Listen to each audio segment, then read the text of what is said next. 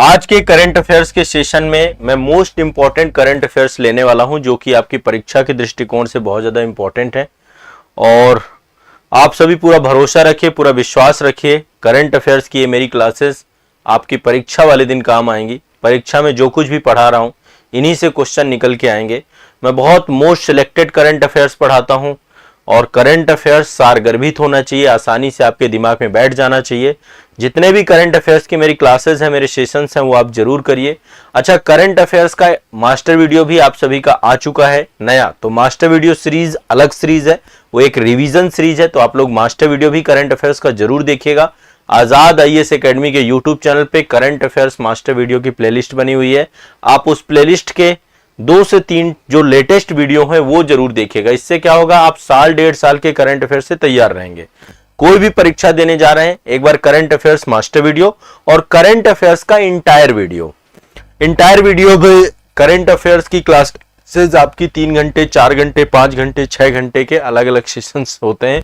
तो आप लोग इंटायर वीडियो भी जरूर देखिए। उससे क्या होगा, आप पूरी तरीके से तैयार रहेंगे करंट अफेयर्स के लिए। ठीक है, चलिए करंट अफेयर्स शुरू करते हैं। सबसे पहले आज जो है खेल पुरस्कारों को लेकर के देखते हैं। एक पुरस्कार आप सभी जानते हैं, मेजर ध्यानचंद पुरस्कार, मेजर ध्यानचंद खेल रत्न पुरस्कार। इसका पूरा नाम है मेजर ध्यानचंद खेल रत्न पुरस्कार। ये खेल जगत का सबसे बड़ा पुरस्कार है और 2023 के पुरस्कार वितरित किए जा चुके हैं। मैं 2023 का पुरस्कार आपको बता रहा हूं, मेजर ध्यानचंद खेल रत्न पुरस्कार 2023, मेजर ध्यानचंद खेल रत्न पुरस्कार 2023। ठीक है, 2 व्यक्तियों को दिए गए हैं। ये किसको दिए गए हैं? 2 व्यक्तियों को। पहले पर्सन है चिराग शेट्टी, दोनों ही बैडमिंटन के लिए दिए गए हैं। पहली बात तो बैडमिंटन के लिए दिए गए हैं दोनों ही। पहला दिया गया चिराग शेट्टी को, चिराग शेट्टी ये बैडमिंटन प्लेयर हैं आपके। ठीक है, चिराग शेट्टी।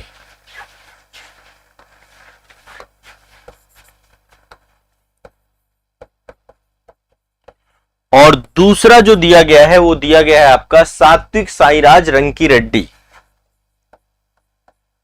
सात्विक साईराज रंकी रेड्डी। ठीक है, पहले मेजर ध्यानचंद खेल रत्न पुरस्कार को ही राजीव गांधी खेल रत्न पुरस्कार कहा जाता था, बाद में इसका नाम बदल दिया गया। तो बैडमिंटन के 2 खिलाड़ी हैं आपके, चिराग शेट्टी और सात्विक साईराज। ठीक है, इन दोनों को जो है प्रदान किया गया। ये आप देख सकते हैं फ्रेम में दोनों पर्सन हैं आपके, चिराग शेट्टी बैडमिंटन और सात्विक साईराज रंकी रेड्डी। ये दोनों नाम आप लिख लीजिएगा। मेजर ध्यानचंद खेल रत्न पुरस्कार प्रदान किया गया इनको। ठीक है, अच्छा इसके अलावा भी अन्य पुरस्कार भी वितरित किए गए, बट मैं सबके नाम नहीं लिख पाऊंगा। जैसे अर्जुन पुरस्कार टोटल 26 दिए गए। अर्जुन पुरस्कार टोटल कितने दिए गए? ये भी खेल जगत का बड़ा पुरस्कार है। ये आपके 26 लोगों को अर्जुन पुरस्कार दिए गए हैं। ठीक है, मोहम्मद शमी को मिला है इस बार का अर्जुन पुरस्कार। ठीक है, और बाकी बहुत सारे नाम है। मोहम्मद शमी आप सभी जानते हैं, क्रिकेट के दिग्गज खिलाड़ी हैं। वर्ल्ड कप में बहुत शानदार प्रदर्शन किया था इन्होंने, है ना। फास्ट बॉलिंग करते हैं, इंडियन क्रिकेट टीम में है। अर्जुन पुरस्कार मिला था इस बार का मोहम्मद शमी को। और बाकी देखो नाम बहुत सारे हैं, वो लिस्ट आप लोग देख लीजिएगा एक बार गूगल में सर्च करके। द्रोणाचार्य पुरस्कार इस बार 5 लोगों को मिला था। एक और पुरस्कार होता है जो ट्रेनर होते हैं, जो कोच होते हैं, उनके लिए एक पुरस्कार रखा गया, द्रोणाचार्य पुरस्कार। तो द्रोणाचार्य पुरस्कार ये सारे 2023 के पुरस्कार हैं, 2023 के लिए दिए गए हैं। अभी 2024 चल रहा है ना आपका।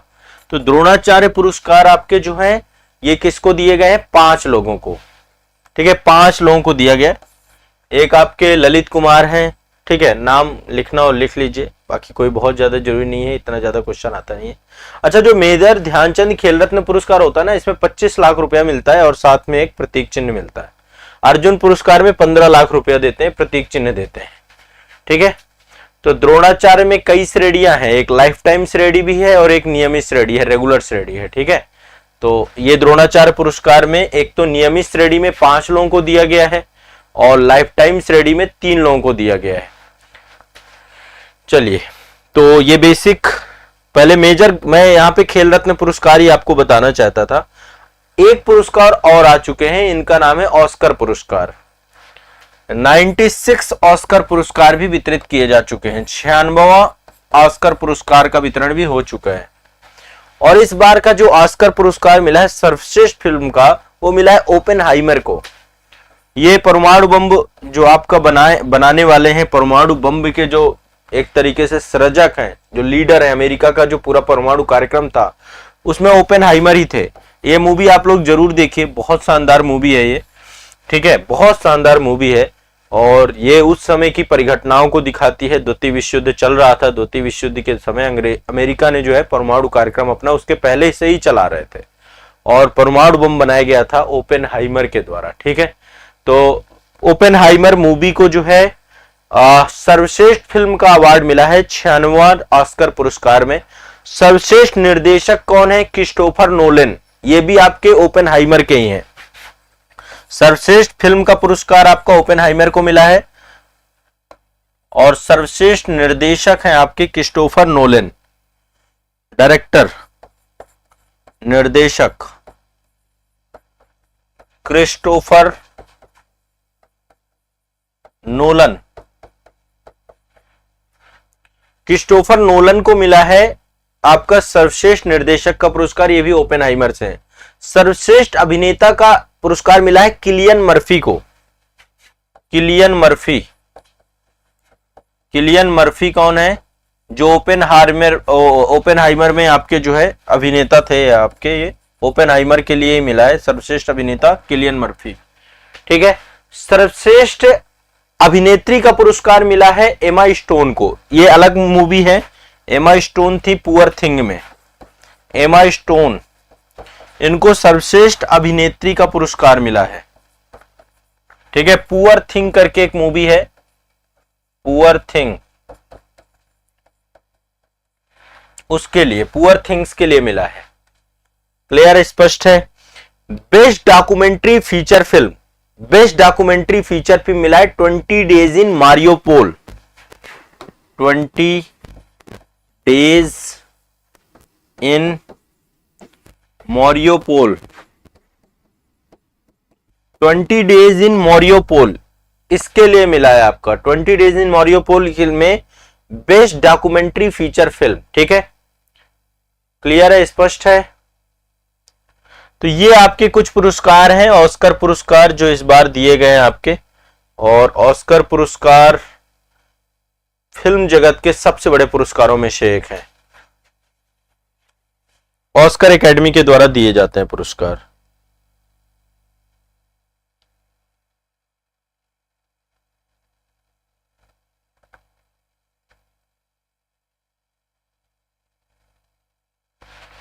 सभी को क्लियर हो गया? ऑस्कर पुरस्कार देखो मेन इतना ही है, इन्हीं में से आएगा, यदि पूछेगा कुछ भी तो आप लोग ध्यान रखिएगा।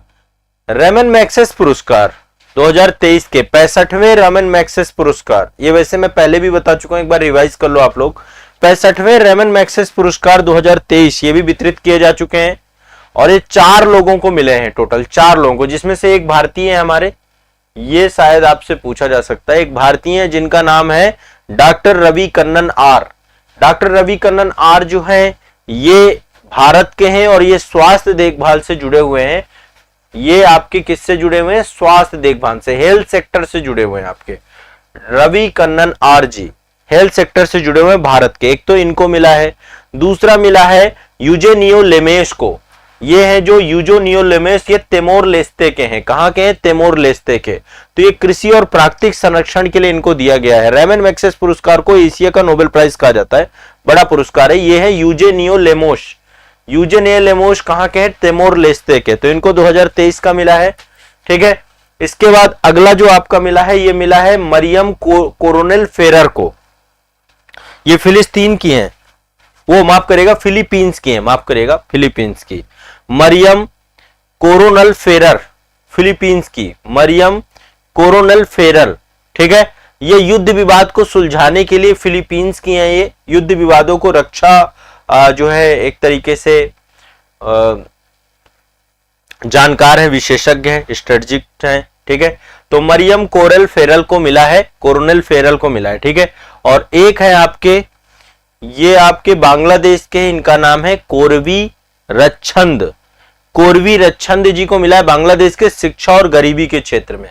तो देखिए ये शिक्षा और गरीबी के क्षेत्र में है। कोरवी रक्षंद, सबसे नीचे आप जो फोटो देख रहे हैं, कोरवी रक्षंद नाम है इनका। इनको रेमन मैग्सेसे पुरस्कार मिला है। तो हमारे डॉक्टर रवि कन्नन आर जी को मिला है, हेल्थ सेक्टर स्वास्थ्य से जुड़े हुए हैं। ठीक है, दूसरा मिला है यूजेनियो लोमेश को, ये एग्रीकल्चर और एनवायरमेंट से जुड़े हुए हैं।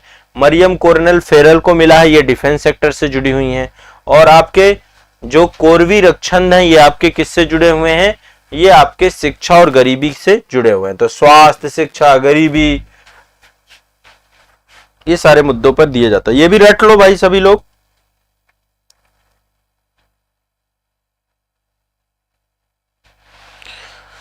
सब लोग इसको लिख लिए सभी लोग। तो ये तीसरे हो गए 65वें रेमन मैग्सेसे पुरस्कार। एक पुरस्कार जिससे आयोग सबसे ज्यादा क्वेश्चन, मतलब पता नहीं आयोग को क्या हो गया है, एक क्वेश्चन इससे बनता ही बनता है हर बार। ठीक है, एक क्वेश्चन यहां से निकल के आता है। फिल्म जगत के पुरस्कार हैं ये आपके। हाँ, सभी लोग लिखते जाइए साथ साथ में।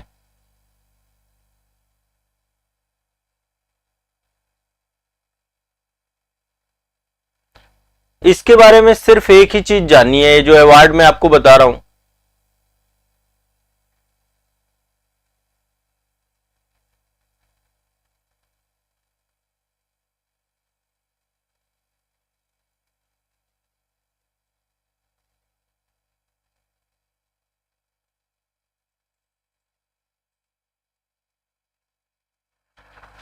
हाँ, ये पुरस्कार इंटरनेशनल फिल्म फेस्टिवल पुरस्कार, ये मतलब हर बार क्वेश्चन आता है इसका। अंतरराष्ट्रीय फिल्म फेस्टिवल पुरस्कार से हर बार क्वेश्चन पूछता है, ये आपको दिमाग में बैठा लेना है। ये हर बार क्वेश्चन इसका आता ही आता है, और ये गोवा में ही होता है। पहले तो पूछ लेता है कहां हुआ, तो ये गोवा में ही होता है। ठीक है, 54वां भारतीय अंतरराष्ट्रीय फिल्म महोत्सव, 54वां भारतीय अंतरराष्ट्रीय फिल्म महोत्सव ये गोवा में ही होता है। 20 से 28 नवंबर 2023 को हुआ, गोवा में हुआ आपका ये। ठीक है, इसमें अवार्ड जो होते हैं, जैसे गोल्डन पिकॉक अवार्ड होता है इसमें, गोल्डन पिकॉक अवार्ड। ठीक है, तो एक ईरानी फिल्म है इंडलेस बॉर्डर, उसको मिला है golden peacock award. Best film का अवार्ड जो मिला है, एक ईरानी फिल्म है आपकी इंडलेस बॉर्डर। भारतीय अंतरराष्ट्रीय फिल्म महोत्सव 2023 54वां है, 54। 53वां भी गोवा में हुआ है, 52वां भी हुआ है, 51वां भी हुआ है, 50वां भी है, 49वां भी हुआ है। जितने भी आप सोचो सब गोवा में ही होते हैं। ठीक है, तो गोवा में आपका, ठीक है, अंतरराष्ट्रीय film festival of India Goa में ये आपका हुआ। और golden peacock award endless border को मिला, ईरानी फिल्म है आपकी इंडलेस बॉर्डर। ठीक है, और बेस्ट वेब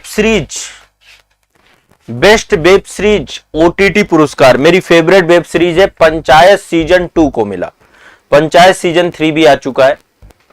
ठीक है, मैं भी पसंद करता हूं, मेरी पंचायत मतलब सबसे बेस्ट वेब सीरीज में से एक है, सबसे ऊपर रहती है टॉप में। ठीक है, तो ये आपको ध्यान रखना है, इतना भर क्लियर, और ज्यादा कुछ इसमें परेशान होने की जरूरत नहीं है। एक ये पुरस्कार भी आपका होता है आईफा पुरस्कार, हर साल होता है आईफा पुरस्कार भी। ठीक है, 23वां आईफा पुरस्कार हुआ था अभी, आईफा अवार्ड। ये पुरस्कार भी दिए जाते हैं, फिल्म जगत के विशेष पुरस्कारों में से एक है। तो सर्वश्रेष्ठ फिल्म का पुरस्कार मिला था दृश्यम 2 को, 23वां आईफा, 23वां आईफा पुरस्कार।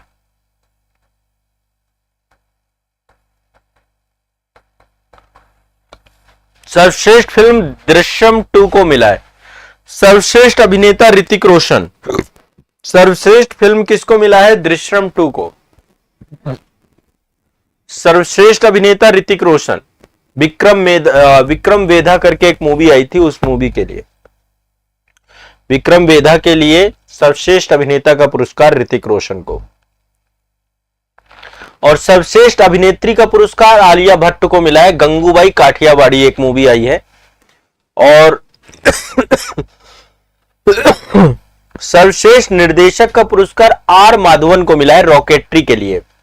द नंबी इफेक्ट करके इन्होंने एक मूवी बनाई थी रॉकेट्री, बहुत शानदार मूवी है। नंबी दुराई जो है भारत के बहुत बड़े जो है साइंटिस्ट रहे जिन्होंने विकास इंजन को बनाया, उसके ऊपर जो है इन्होंने मूवी बनाई है।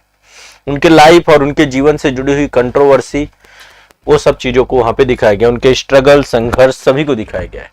तो आईफा अवार्ड में एक तो दृश्यम 2, ठीक है, सर्वश्रेष्ठ फिल्म थी आपकी, सर्वश्रेष्ठ अभिनेता ऋतिक रोशन और सर्वश्रेष्ठ अभिनेत्री आलिया भट्ट और सर्वश्रेष्ठ निर्देशक आर माधवन।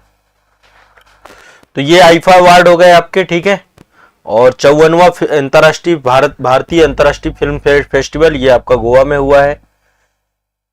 इसके बाद ये रेमन मैग्सेस पुरस्कार आपके हो गए। इसके बाद ऑस्कर मैंने आपको बता दिया, 96वां ऑस्कर पुरस्कार ओपेनहाइमर को मिला है। और ये याद रखिएगा, ये मेजर ध्यानचंद खेल रत्न पुरस्कार 2023 आपको चिराग शेट्टी, सात्विक साईराज, रंकी रेड्डी इनको मिला है। ये करंट अफेयर्स रिवाइज कर लो, याद कर लो। इनमें से आपको ये मान के चलो मेरे हर सेशन से एक दो क्वेश्चन आपके निकलेंगे। ऑस्कर पूछ सकता है, मेजर खेल रत्न पुरस्कार, मेजर ध्यानचंद खेल रत्न पुरस्कार बहुत इंपॉर्टेंट पुरस्कार है। रेमन मैग्सेस पुरस्कार बहुत इंपॉर्टेंट पुरस्कार है। तो मैं चुन के लाता हूं आपके लिए, ठीक है, चुना हुआ करंट अफेयर्स है। चलिए करंट अफेयर्स के अगले टॉपिक के अंतर्गत एक सूचकांक है आपका अंतरराष्ट्रीय बौद्धिक संपदा सूचकांक 2024 का आ चुका है। अंतरराष्ट्रीय बौद्धिक संपदा सूचकांक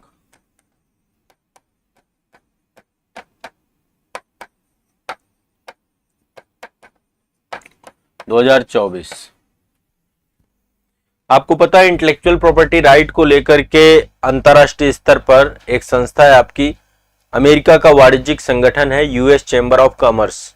यूएस चैम्बर ऑफ कॉमर्स और ग्लोबल इनोवेशन पॉलिसी सेंटर के द्वारा 2012 से ही आपका इंटेलेक्चुअल प्रॉपर्टी राइट इंडेक्स आपका सूचकांक आपका जारी किया जाता है, अंतरराष्ट्रीय बौद्धिक संपदा सूचकांक। इस सूचकांक में 55 देशों की बौद्धिक संपदा का मूल्यांकन किया गया। टोटल 55 देशों के लिए ये सूचकांक जारी हुआ। टोटल कंट्री कितनी थी? 55 कंट्री थी टोटल। और इसमें यदि हम रैंकिंग की बात करें तो नंबर 1 पे अमेरिका है, दूसरे नंबर पे यूनाइटेड किंगडम है, यूएसए, नंबर 2 पे यूके, और टॉप 3 देख लेते हैं। तीसरे नंबर पे फ्रांस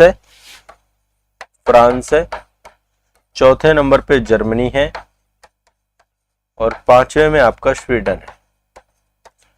भारत की रैंकिंग की बात करें इंटेलेक्चुअल प्रॉपर्टी राइट में तो भारत की रैंक 42वीं है, 42 रैंक है भारत की 42वीं रैंक है। पहले नंबर पे आपका अमेरिका है।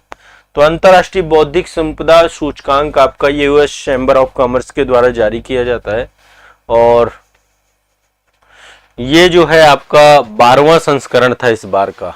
55 देश थे टोटल, इसमें 55 अर्थव्यवस्थाएं थी,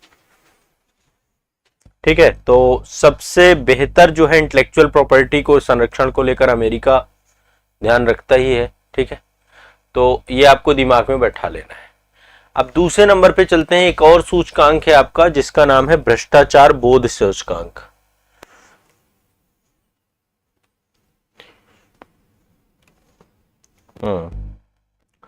करप्शन परसेप्शन इंडेक्स 2023।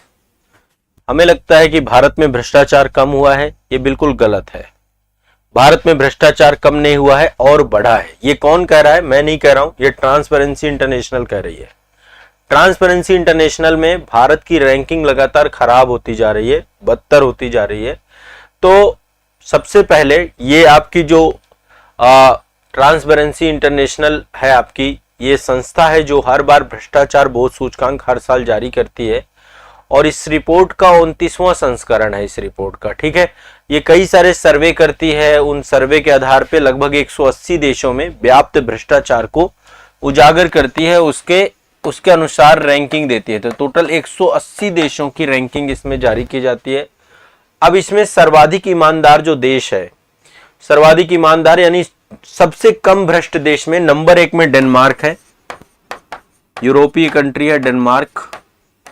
नंबर 2 में आपका फिनलैंड है, फिनलैंड। नंबर 3 में आपका न्यूजीलैंड है, न्यूजीलैंड। ये सबसे कम भ्रष्ट देशों की सूची में आते हैं। यदि हम सर्वाधिक भ्रष्ट की बात करें तो 180वें नंबर पे सोमालिया है, सबसे भ्रष्ट सोमालिया। 179 नंबर पे आपका सीरिया है, सीरिया। और 178वें नंबर पर, ये लास्ट से टॉप 3 आपके दक्षिणी सूडान है। ये सर्वाधिक भ्रष्ट है। ये आप देख रहे हैं एशिया का एक देश है, इसमें सीरिया। हालत आपको भी पता है कितनी खराब है। भारत की स्थिति खराब होती जा रही है लगातार। भारत की इस बार की जो स्थिति रही, भारत जो है काफी मतलब गंदा प्रदर्शन रहा हमारा। 93 नंबर पे रहे हम, 93rd, 93 नंबर पे भारत रहा। ठीक है, 93 नंबर पे भारत की रैंकिंग रही। और भारत जो है 93 नंबर पर कजाकिस्तान, लेसोथो और मालदीव तीनों देशों के साथ रहा। मतलब इनकी भी 93 रैंक है। कजाकिस्तान, लेसोथो आपका जो है एक अफ्रीकी कंट्री है, लैंडलॉक कंट्री है, दक्षिण अफ्रीका के अंदर जो है एक छोटा सा देश है। तो कजाकिस्तान, लेसोथो और मालदीव ये आपका जो है। हमारे पड़ोस की स्थिति तब भी बेहतर है। भूटान हमसे बेहतर है, 26वें नंबर पर है। चीन हमारे से बेहतर है, 76वें नंबर पे है। तो भारत की रैंकिंग 2022 में 85 थी, 85वें नंबर पे थी। अब कितनी पहुंच गई? 93 नंबर पे पहुंच गई। तो यानी कि हालत लगातार बद से बदतर हो रही है। करप्शन कोई भी कम नहीं हो रहा है। हमें लग रहा है कि करप्शन कम हो रहा है। आप देखिए करप्शन परसेप्शन इंडेक्स क्या कह रहा है। ठीक है, तो एक तो ये है भ्रष्टाचार सूचकांक में भारत की रैंकिंग 93rd है। ये पूछी जा सकती है, मतलब 1 नंबर का क्वेश्चन है आपका, इससे क्वेश्चन पूछेगा, 100% पूछेगा।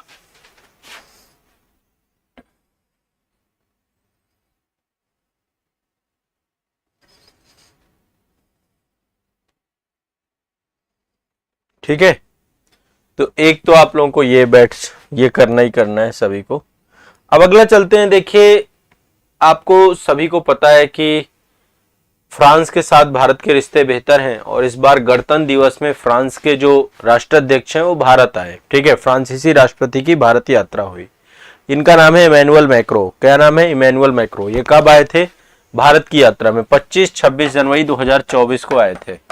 26 जनवरी गणतंत्र दिवस समारोह के क्या बने थे? हमारे चीफ गेस्ट बने थे, मुख्य अतिथि बने थे। जब ये आए तो आने के बाद सबसे पहले इनकी यात्रा की शुरुआत हुई जयपुर राजस्थान से। ठीक है, जयपुर राजस्थान पहले पहुंचे और उसके बाद वहां पर आमेर का किला है, जंतर मंतर है, हवा महल है, इन सबको घूमा, टहला। ठीक है, हवा महल भी गए, जंतर मंतर भी गए और आमेर के किला भी गए। और इसके बाद गणतंत्र दिवस 2024 के मुख्य अतिथि के तौर पे भी रहे। 26 जनवरी 2024 में फ्रांस के राष्ट्रपति नई दिल्ली में आयोजित 75वां गणतंत्र दिवस था इस बार। एक क्वेश्चन यहां से भी बन सकता है, ये हमारा 75वां गणतंत्र दिवस था, तो 75वें गणतंत्र दिवस समारोह के मुख्य अतिथि बने आपके। और ये छठा अवसर था जब कोई फ्रांसीसी नेता जो है भारत के गणतंत्र दिवस का मुख्य अतिथि बना हो। ठीक है, तो 2024 से पहले फ्रांसा ओलांद आए थे 2016 में, 2024 में अगेन इमैनुअल मैक्रो आए थे। तो सर्वाधिक 6 बार फ्रांसीसी नेता जो है बन चुके हैं। इतनी बार कोई नहीं बन चुका है। फ्रांसीसी नेता जो है मल्टीपल टाइम बन चुके। तो एक क्वेश्चन आपका यहां से भी बन सकता है। ठीक है, 75वां गणतंत्र दिवस नई दिल्ली के कर्तव्य पथ पर जो है सशस्त्र सेनाओं का जो है और साथ ही भारत की संस्कृति और कल्चर का प्रदर्शन किया जाता है।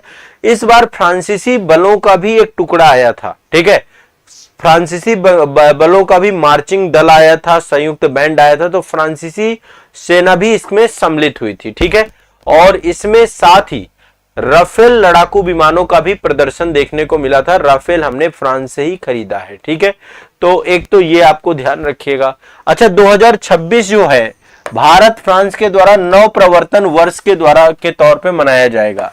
कई सारे मुद्दों पर बातचीत हुई, कई सारे मुद्दों पर सहमति बनी। तो सबसे पहले 2026 को भारत और फ्रांस के बीच में क्या बनेगा? नव प्रवर्तन वर्ष। ठीक है। India France year of innovation घोषित किया गया 2026 को। ठीक है। साथ ही जो है जो एल्फिल टावर है वहां पर यूपीआई के संचालन को प्रारंभ किए जाने की घोषणा की गई। तो फ्रांस में एल्फिल टावर पर यूपीआई प्रारंभ कर दिया गया। ठीक है। औपचारिक रूप से पहला यूरोपीय देश बना जो यूपीआई को एक्सेप्ट करेगा। ठीक है। आपको पता है भारत ने फ्रांस के साथ मिलकर अंतरराष्ट्रीय सौर गठबंधन को बनाने की बात की है। तो अंतरराष्ट्रीय सौर गठबंधन ये अभी नहीं, 2015 में बन चुका था अंतरराष्ट्रीय सौर गठबंधन। तो एक सोलर एकेडमी बनाई गई है, कहां पर? सेनेगल में।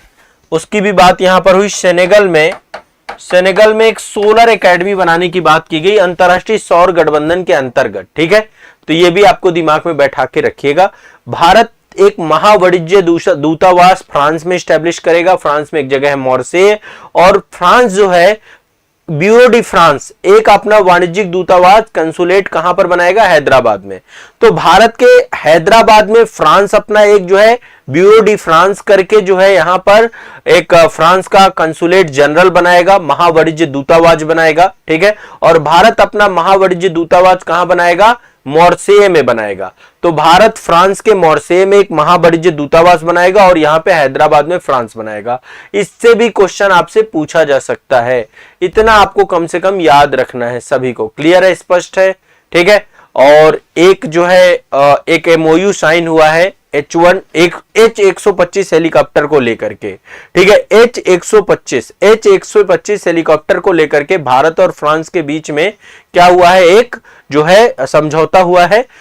दो कंपनियां हैं, टाटा एडवांस सिस्टम लिमिटेड ये भारत की कंपनी है, और एयरबस ये फ्रांसीसी कंपनी है। इन दोनों के बीच में क्या हुआ है? भारत की पहली हेलीकॉप्टर फाइनल असेंबली लाइन को लेकर के जो है साइन हुआ है। दोनों एक दूसरे के साथ जुड़े हैं और भारत को जल्द ही जो है एयरबस के द्वारा यहां पर जो है ये हेलीकॉप्टर मिलेंगे। ठीक है। तो ये आपको दिमाग में बैठा के रखना है।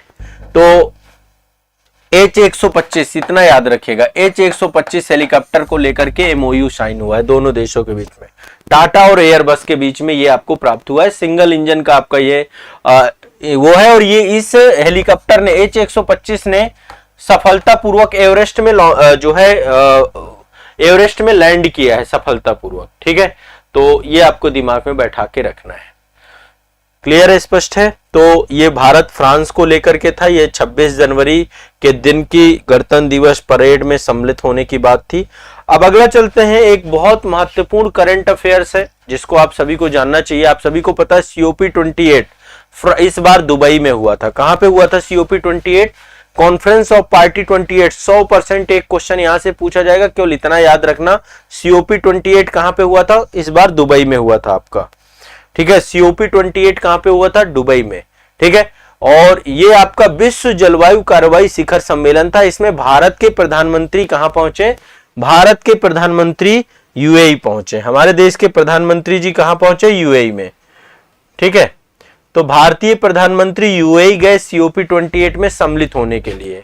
अब जब हम यहां गए तो भारत और यूएई के बीच में द्विपक्षीय वार्तालाप भी हुए। दोनों नेताओं के बीच में कई सारे समझौते हुए साथ में।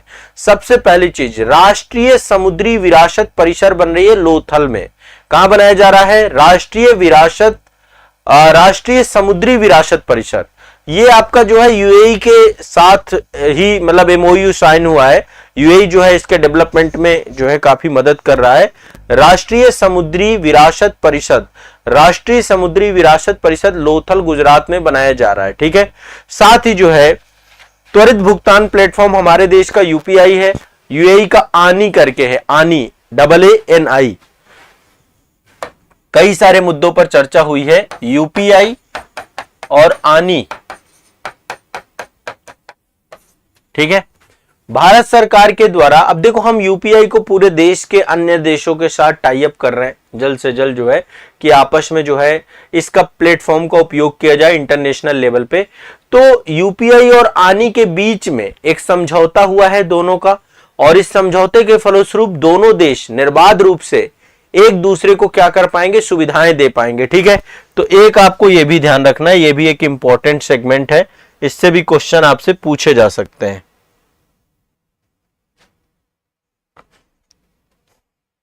हाँ,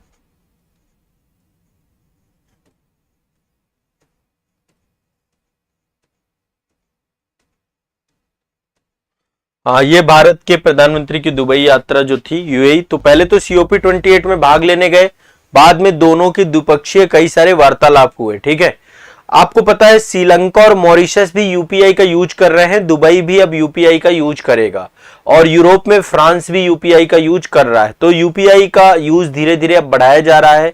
और मैंने एक आपको बताया कि राष्ट्रीय समुद्री विरासत परिषद कहां बनाई जा रही है, लोथल में बनाई जा रही है, ये भी आपको ध्यान रखना है। एक प्रोग्राम यहाँ पे ऑर्गेनाइज किया गया था जायद स्पोर्ट सिटी स्टेडियम में, ये यूएई का एक स्टेडियम है, जायद स्पोर्ट सिटी स्टेडियम। एहलान मोदी कार्यक्रम आपका यहाँ पे करवाया गया था। कौन सा कार्यक्रम? एहलान मोदी कार्यक्रम। ठीक है, कौन से? उसमें जायद स्पोर्ट सिटी। तो यहां पे भारतीय समुदाय को प्रधानमंत्री जी के द्वारा क्या किया गया? संबोधित किया गया। और लगभग जो है यूएई में आज के टाइम पे 35 लाख से ज्यादा भारतीय नागरिक यहां पर रहते हैं। ठीक है, तो ये भी आपको ध्यान में रखिएगा। सबसे बड़ी आबादी जो है यूएई में रहती है, भारतीयों की बड़ी संख्या में यूएई में भारतीय रहते हैं। तो एहलान मोदी के माध्यम से भारतीय नागरिकों को यहाँ पे संबोधित भी किया गया। ठीक है, तो ये आपको दिमाग में बैठा रखना है।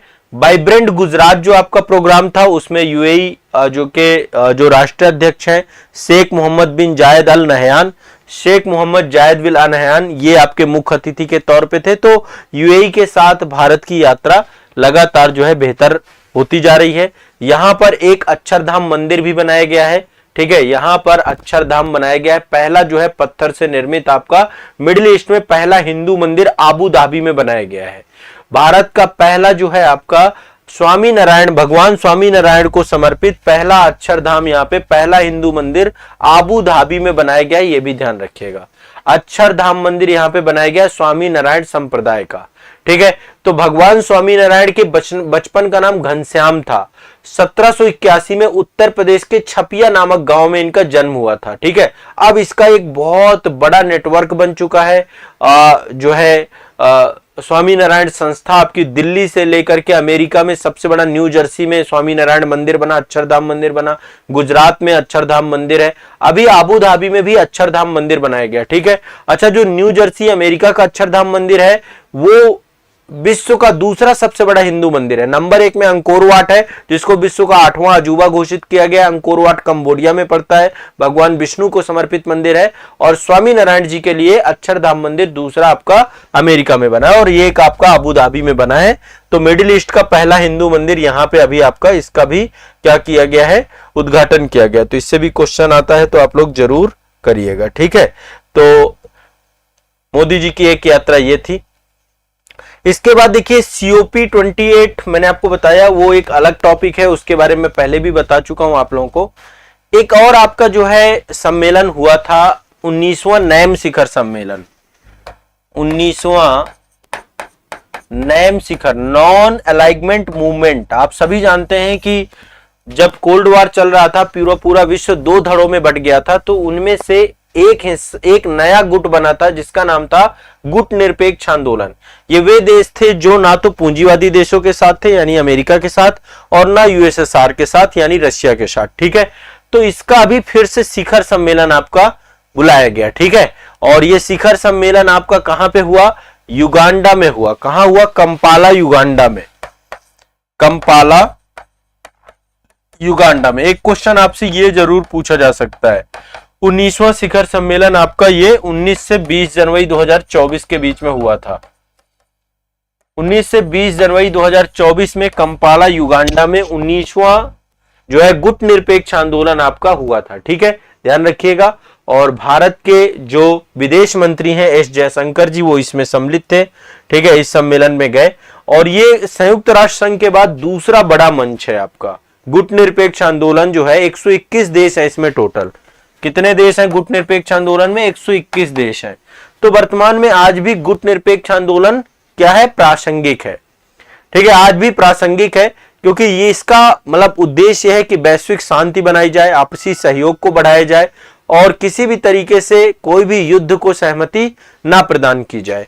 तो गुट निरपेक्ष आंदोलन का 19वां संस्करण, 19वीं बैठक आपकी कहां पर हुई? कंपाला युगांडा में हुई। ठीक है, तो एक आपका नैम शिखर सम्मेलन था, दूसरा आपका जो है भारत के फ्रांस के राष्ट्रपति के भारत आगमन था आपका। ठीक है। एक यूएई पे भारत के प्रधानमंत्री की यूएई यात्रा थी, भ्रष्टाचार सूचकांक था और बौद्धिक संपदा सूचकांक था। ये महत्वपूर्ण आपके करंट अफेयर से जुड़े हुए पक्ष हैं। सभी को ऑल क्लियर है? 5 टॉपिक मैंने यहां पे आपको कराए। धीरे धीरे देखो 5-5 टॉपिक करके अभी तक मैंने बहुत सारे टॉपिक आपके कंप्लीट करवाए हैं और मैं आप सभी को इतना जरूर बताना चाहता हूं कि ये सारे महत्वपूर्ण टॉपिक हैं। ये इंटेलेक्चुअल प्रॉपर्टी राइट से भी क्वेश्चन आता है, भ्रष्टाचार बोध सूचकांक से भी पूछ सकता है, भारत और फ्रांस के बीच में संबंधों को लेकर क्वेश्चन पूछता है, साथ ही जो है आपको पता है नैम को लेकर के भी आ सकता है कि अभी जो 19वां नैम आपका हुआ है तो ये नैम को क्या करता है, प्रासंगिक कर देता है। और इसके अलावा जो है एक क्वेश्चन आपका जो मैंने यूएई और सीओपी 28 से तो क्वेश्चन आएगा ही। तो ये आपके इंपॉर्टेंट करंट अफेयर्स के टॉपिक थे करंट अफेयर्स की क्लास में आज के सेशन में। एक बार इनको रिवाइज करिएगा, आप लोग नोट्स जरूर बनाया करिए। जो भी बताता हूं, जो भी पॉइंट आपको समझ में आते हैं उनको नोट्स के तौर पे आपको जरूर बनाने हैं, ठीक है। तो आज के सेशन में इतना ही रखेंगे। करंट अफेयर्स के आज के सेशन में आप सभी मेरे साथ उन महत्वपूर्ण करंट अफेयर्स को पढ़ने जा रहे हैं जो कि आपकी परीक्षा में जहां से सीधे प्रश्न आते हैं और ये मोस्ट इंपॉर्टेंट करंट अफेयर्स है। यहां पर राष्ट्रीय, अंतर्राष्ट्रीय, आर्थिक परिदृश्य, विज्ञान एवं प्रौद्योगिकी, पर्यावरण, समान अध्ययन को जोड़ करके भी मैं चीजें पढ़ाता हूं और करंट अफेयर्स के सारे सेगमेंट यहां पर कंप्लीट किए जाते हैं। पर्सन इन न्यूज, हर तरीके का करंट अफेयर्स आपको यहां पर मिलेगा और ये बहुत सिलेक्टिव करंट अफेयर्स है। केवल पर डे लाइव क्लास में मैं आपको 5 टॉपिक कंप्लीट कराता हूं और यही सेशन बाद में इंटायर वीडियो के तौर पे भी आपको दिया जाता है। तो चलिए सेशन शुरू करते हैं हम लोग। करंट अफेयर्स के अंतर्गत जो पहला टॉपिक है डिफेंस सेक्टर से जुड़ा हुआ है। दरअसल रक्षा मंत्रालय जो हमारा है, हमारी डिफेंस मिनिस्ट्री जो है, और एक संस्था आपकी कोचीन शिपयार्ड लिमिटेड, ध्यान से सुनिएगा, रक्षा मंत्रालय और कोचीन शिपयार्ड लिमिटेड के बीच में एक समझौता हुआ था पनडुब्बी रोधी युद्धक क्षमता के निर्माण करने के लिए। ठीक है, फिर से एक बार सुनिए। पनडुब्बी रोधी युद्धक क्षमता के निर्माण के लिए कोचीन शिपयार्ड लिमिटेड और डिफेंस मंत्रालय के बीच में आपस में एक समझौता हुआ और यह बात हुई कि 8 पोतों का निर्माण करना है। ठीक है, इन पोतों का नाम माहे श्रेणी दिया गया, माहे क्लास दिया गया। इन पोतों का नाम क्या दिया गया? माहे श्रेणी। तो माहे श्रेणी के 8 पोतों के निर्माण का एक अनुबंध हुआ, एमओयू साइन हुआ कोचीन शिपयार्ड लिमिटेड और भारत के रक्षा मंत्रालय के बीच में। ठीक है, और इसके माध्यम से स्वदेशी तकनीकी से अंतरजलीय सेंसरों के साथ, अंडर वाटर सेंसर्स के साथ परमाणु रोधी पोतों का निर्माण करना, जो पनडुब्बी रोधी होती हैं। जो पनडुब्बियां होती हैं ना, आपको पता है पनडुब्बियां गहरे समुद्र में काफी नीचे होती हैं। तो जो तटीय जल है, जो हमारा तटीय क्षेत्र है, यहां पर पनडुब्बी रोधी अभियानों को संचालित करने में ये पोत सक्षम हो पाएंगे। तो 8 पोत टोटल बनाए जाने थे। अभी हाल ही में जो है आपको मैं बता दूं, 3 पोतों का जलावरण किया गया है जिनका नाम माहे, मालवन और मांगरोल है। ठीक है, 3 पोते हैं, 3 पोत हैं आपके टोटल। एक है माहे, 3 पोतों का जलावरण किया गया है। पहले माहे, ठीक है, दूसरा पोत है, ये लाइन से आप देख सकते हैं, तीनों पोतों को बना करके जलावरण किया गया। माहे श्रेणी के पोत हैं ये। पहला है माहे, दूसरा मालवन और मांगरोल, मालवन और तीसरा है मांगरोल। इन तीनों पोत, ये 3 कैसे पोत है? पनडुब्बी रोधी पोत है। ठीक है, किसने डेवलप किया है? कोचीन शिपयार्ड लिमिटेड के द्वारा एस्टेब्लिशमेंट किया गया है। तो इन तीनों को क्या किया गया? जलावरण किया गया है। ठीक है, किसके द्वारा बनाए गए हैं? कोचीन शिपयार्ड लिमिटेड के द्वारा इनको विकसित किया गया है। तो ये आपके पनडुब्बी रोधी युद्धक आपके जो है पोत होंगे। पहली चीज तो ये आपको ध्यान रखिएगा। और ये हमारे बंदरगाहों को सुरक्षित करेंगे, जितने भी बंदरगाह हैं उन सभी को सुरक्षित करने का प्रयास करेंगे। तो ये एक आपको करंट अफेयर से क्वेश्चन पूछ सकता है और आप लोग ध्यान रखिएगा। 3 पोत अलग अलग हैं, आईएनएस माहे, आईएनएस मालवन, आईएनएस मांगरोल के नाम से इनको जाना जाएगा। ठीक है, हल्के वजन के पोत हैं ये। कैसे पोत हैं? हल्के वजन के पोत हैं, बहुत ज्यादा लाइट वेटेड है ये। इनमें जो है एंटी सबमरीन वारफेयर, टारपीडो जो है मिसाइल लगी हुई है, रॉकेट लगे हुए हैं, रिमोट कंट्रोल बंदूकें लगी हुई हैं और साथ में जो है पनडुब्बियों को पता करने के लिए लो इंटेंसिटी मैरीटाइम ऑपरेशंस और सेंसर्स इसमें लगे हुए हैं।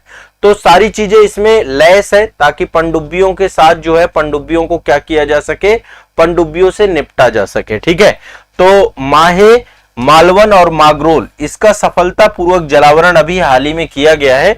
ये माहे श्रेणी के 3 पोत हैं, अभी 5 पोत और आपके बनने हैं और 5 पोतों का जलावरण और किया जाना है। ठीक है, तो ये आपको ध्यान में रखना है, एक क्वेश्चन आपका यहां से भी पूछा जाएगा, इंपॉर्टेंट सेगमेंट है। ठीक है, चलिए आगे चलते हैं। एक अवार्ड है आपका फिल्म फेयर अवार्ड। आप सभी जानते हैं फिल्म फेयर अवार्ड जो है 2024 के दिए जा चुके हैं और ये 69वें फिल्म फेयर अवार्ड है। फिल्म जगत के बड़े अवार्ड में से एक है 69वें फिल्म फेयर अवार्ड। इसके विजेता कौन कौन है एक बार देख लेते हैं, इससे भी क्वेश्चन पूछा जाता है।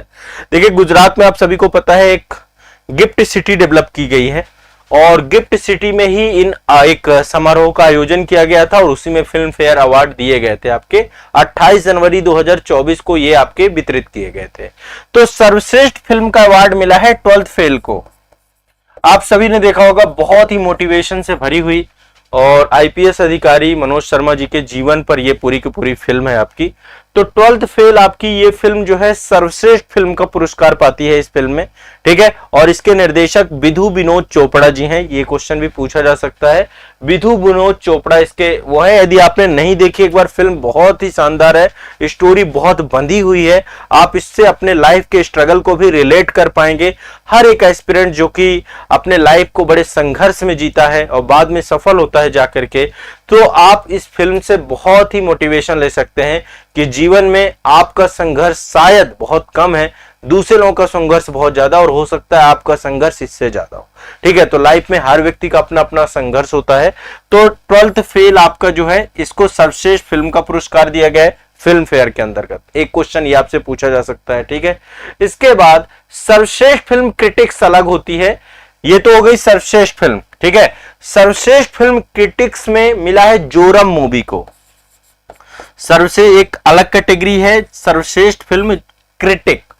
इसके निर्देशक है देवाशीष मखीजा। देवाशीष मखीजा के द्वारा निर्देशित एक फिल्म है आपकी जोरम। इसको सर्वश्रेष्ठ फिल्म क्रिटिक्स कैटेगरी का अवार्ड मिला है। ठीक है, सर्वश्रेष्ठ अभिनेता का पुरस्कार मिला है रणवीर कपूर को। एनिमल मूवी आप सभी ने देखी होगी। एनिमल में रणवीर कपूर बड़ा शानदार रोल किया है इन्होंने इस मूवी में। रणवीर कपूर को मिला है, ठीक है, सर्वश्रेष्ठ अभिनेता का पुरस्कार। सर्वश्रेष्ठ अभिनेता क्रिटिक्स का मिला है विक्रांत मैसी को। बहुत शानदार एक्टर है। 12th फेल में विक्रांत मैसी है। हो सकता है 12th फेल के जो एक्टर हैं जिन्होंने मनोज जी का किरदार निभाया है वो आपके कौन थे? विक्रांत मैसी। ध्यान रखिएगा, विक्रांत मैसी।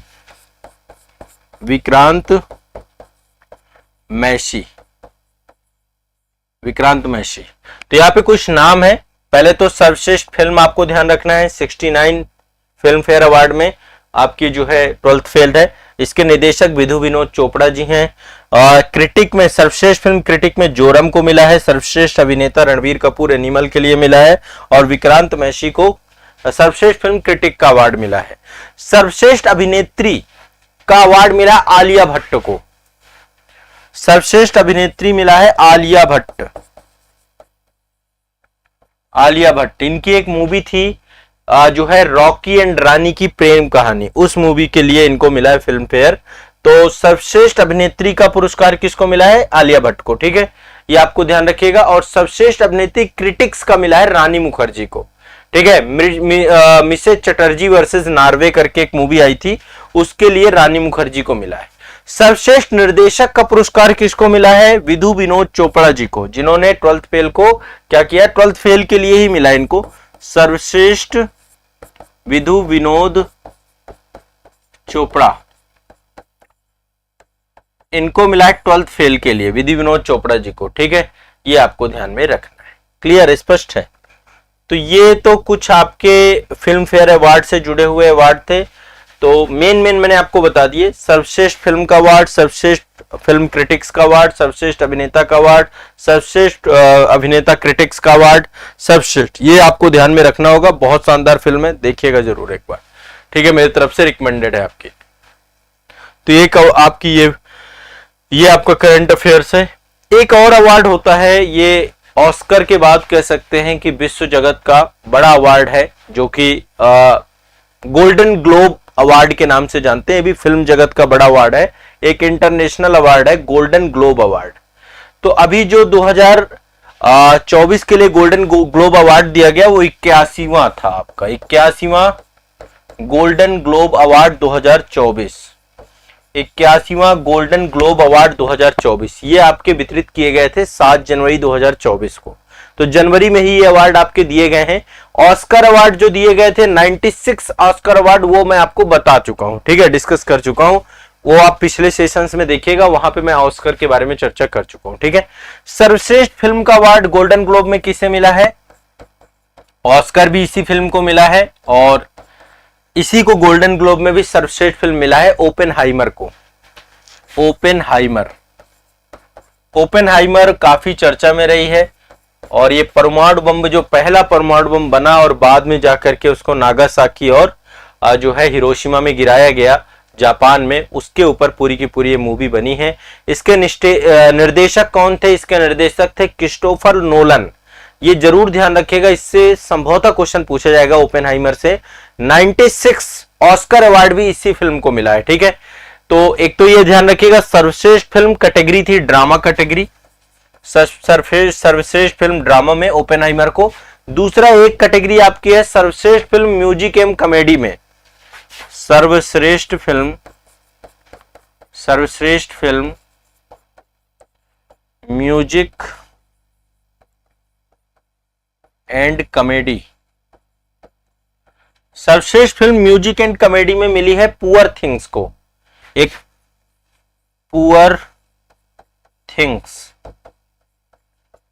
फिल्म ही है आपकी, पुअर थिंग्स, फिल्म का नाम ही है पुअर थिंग्स, ठीक है आपका। तो सर्वश्रेष्ठ फिल्म म्यूजिक एंड कॉमेडी में पुअर थिंग्स, ठीक है। इसके निर्देशक है योगेश लिंथिमोस, ठीक है, इसके योगेश लिंथिमोस, ये आपको ध्यान रखना है। सर्वश्रेष्ठ अभिनेता कौन है? Cillian Murphy. सर्वश्रेष्ठ अभिनेता का पुरस्कार किसको मिला है? किलियन मर्फी को। ये ओपेनहाइमर के अभिनेता हैं, जो ओपेनहाइमर में थे उन्हीं को दिया गया है, किलियन मर्फी ओपेनहाइमर के लिए ही इनको दिया गया। ओपेनहाइमर आपने देखी है, उसी के साइंटिस्ट होते हैं आपके, ठीक है, क्वांटम फिजिक्स से जुड़े हुए। और सर्वश्रेष्ठ अभिनेत्री का पुरस्कार मिला है लिली ग्लैडस्टोन को। अभिनेत्री कौन है? सर्वश्रेष्ठ अभिनेत्री लिली ग्लैडस्टोन, लिली ग्लैडस्टोन।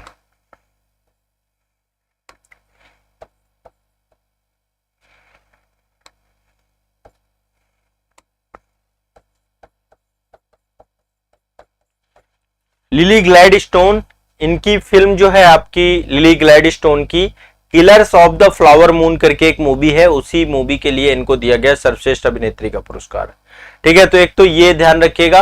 और सर्वश्रेष्ठ निर्देशक का पुरस्कार क्रिस्टोफर नोलन को मिला है ओपेनहाइमर के लिए, ठीक है। तो ओपेनहाइमर के ही डायरेक्टर है क्रिस्टोफर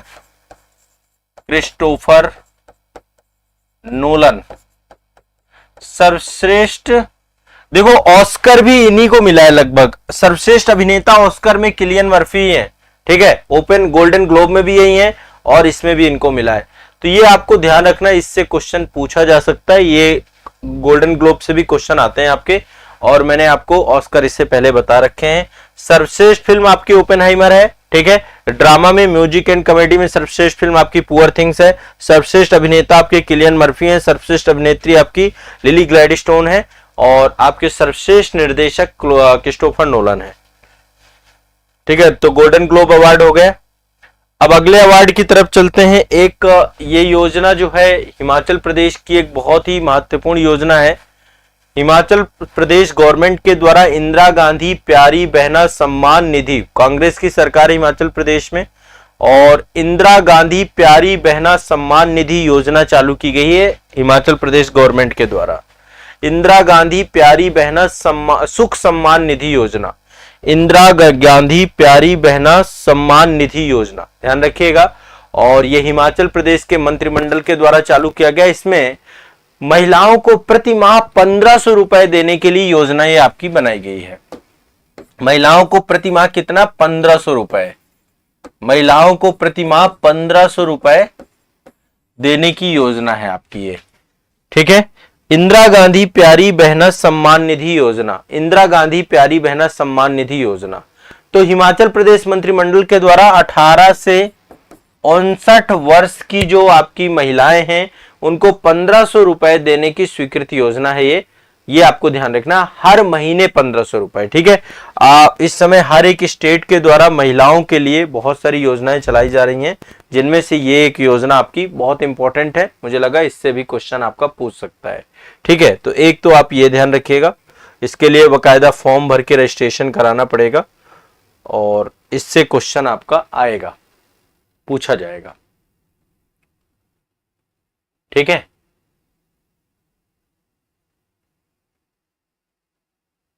अब नेक्स्ट आगे चलते हैं। एक ये आपका अवार्ड दिया गया है, पहली बार दिया गया है उत्तर प्रदेश गौरव सम्मान अवार्ड, उत्तर प्रदेश प्रथम पहली बार दिया गया उत्तर प्रदेश गौरव सम्मान पुरस्कार 2024, ये फर्स्ट टाइम दिया गया है आपका उत्तर प्रदेश गौरव सम्मान पुरस्कार। ये दो लोगों को दिया गया है, एक तो इसरो की वैज्ञानिक है रितु करिघल श्रीवास्तव, ये आप देख पा रहे हैं इसरो की ये साइंटिस्ट हैं डॉक्टर रितु करिघल श्रीवास्तव, ठीक है। और दूसरे आपके उद्यमी हैं नवीन तिवारी, ये आपके एंटरप्रेन्योर है नवीन तिवारी जी, और ये है आपकी रितु करिघल श्रीवास्तव। तो ये ध्यान रखिएगा 24 जनवरी को उत्तर प्रदेश दिवस आपका मनाया जाता है। 24 जनवरी 2025 को उत्तर प्रदेश दिवस के दिन उत्तर प्रदेश गौरव सम्मान दिया गया 2 पर्सन को, एक आपके इसरो के वैज्ञानिक हैं जिनका नाम है रितु करिघल श्रीवास्तव और दूसरे आपके हैं नवीन तिवारी, ठीक है। इनको प्रदान किया गया उत्तर प्रदेश गौरव सम्मान, ये आपको दिमाग में बैठा लेना है। क्लियर है सभी को, कोई दिक्कत तो नहीं है? हाँ, अब एक उत्तर प्रदेश सरकार की भी बहुत प्रभावी योजना है मुख्यमंत्री युवा उद्यमी विकास योजना, मुख्यमंत्री युवा उद्यमी विकास योजना। उत्तर प्रदेश सरकार की एक बहुत ही महत्वाकांक्षी योजना है मुख्यमंत्री युवा उद्यमी विकास योजना। ये उत्तर प्रदेश के जो मुख्यमंत्री हैं श्री योगी आदित्यनाथ जी के द्वारा उद्यमियों को सशक्त करने के लिए, जो युवा उद्यमी हैं उनको सशक्त बनाने के लिए, उनमें नवाचार लाने के लिए, उद्यम की संस्कृति एंटरप्रेन्योरशिप कल्चर को बढ़ावा देने के लिए मार्च 2024 में ये योजना आपकी शुरू की गई थी, ठीक है। अब इसके तहत सरकार का उद्देश्य है कि प्रति वर्ष 1 लाख युवा उद्यमियों को 5 लाख रुपए तक का ब्याज मुक्त ऋण प्रदान करना है, ठीक है। इसके तहत क्या दिया जाना है? ऋण दिया जाना है, ठीक है। ब्याज, इसके तहत ब्याज मुक्त ऋण प्रदान करना है, ठीक है। कितना ऋण प्रदान करना है? 5 लाख रुपया, ठीक है। कितना? 1 लाख युवा उद्यमियों को प्रति वर्ष,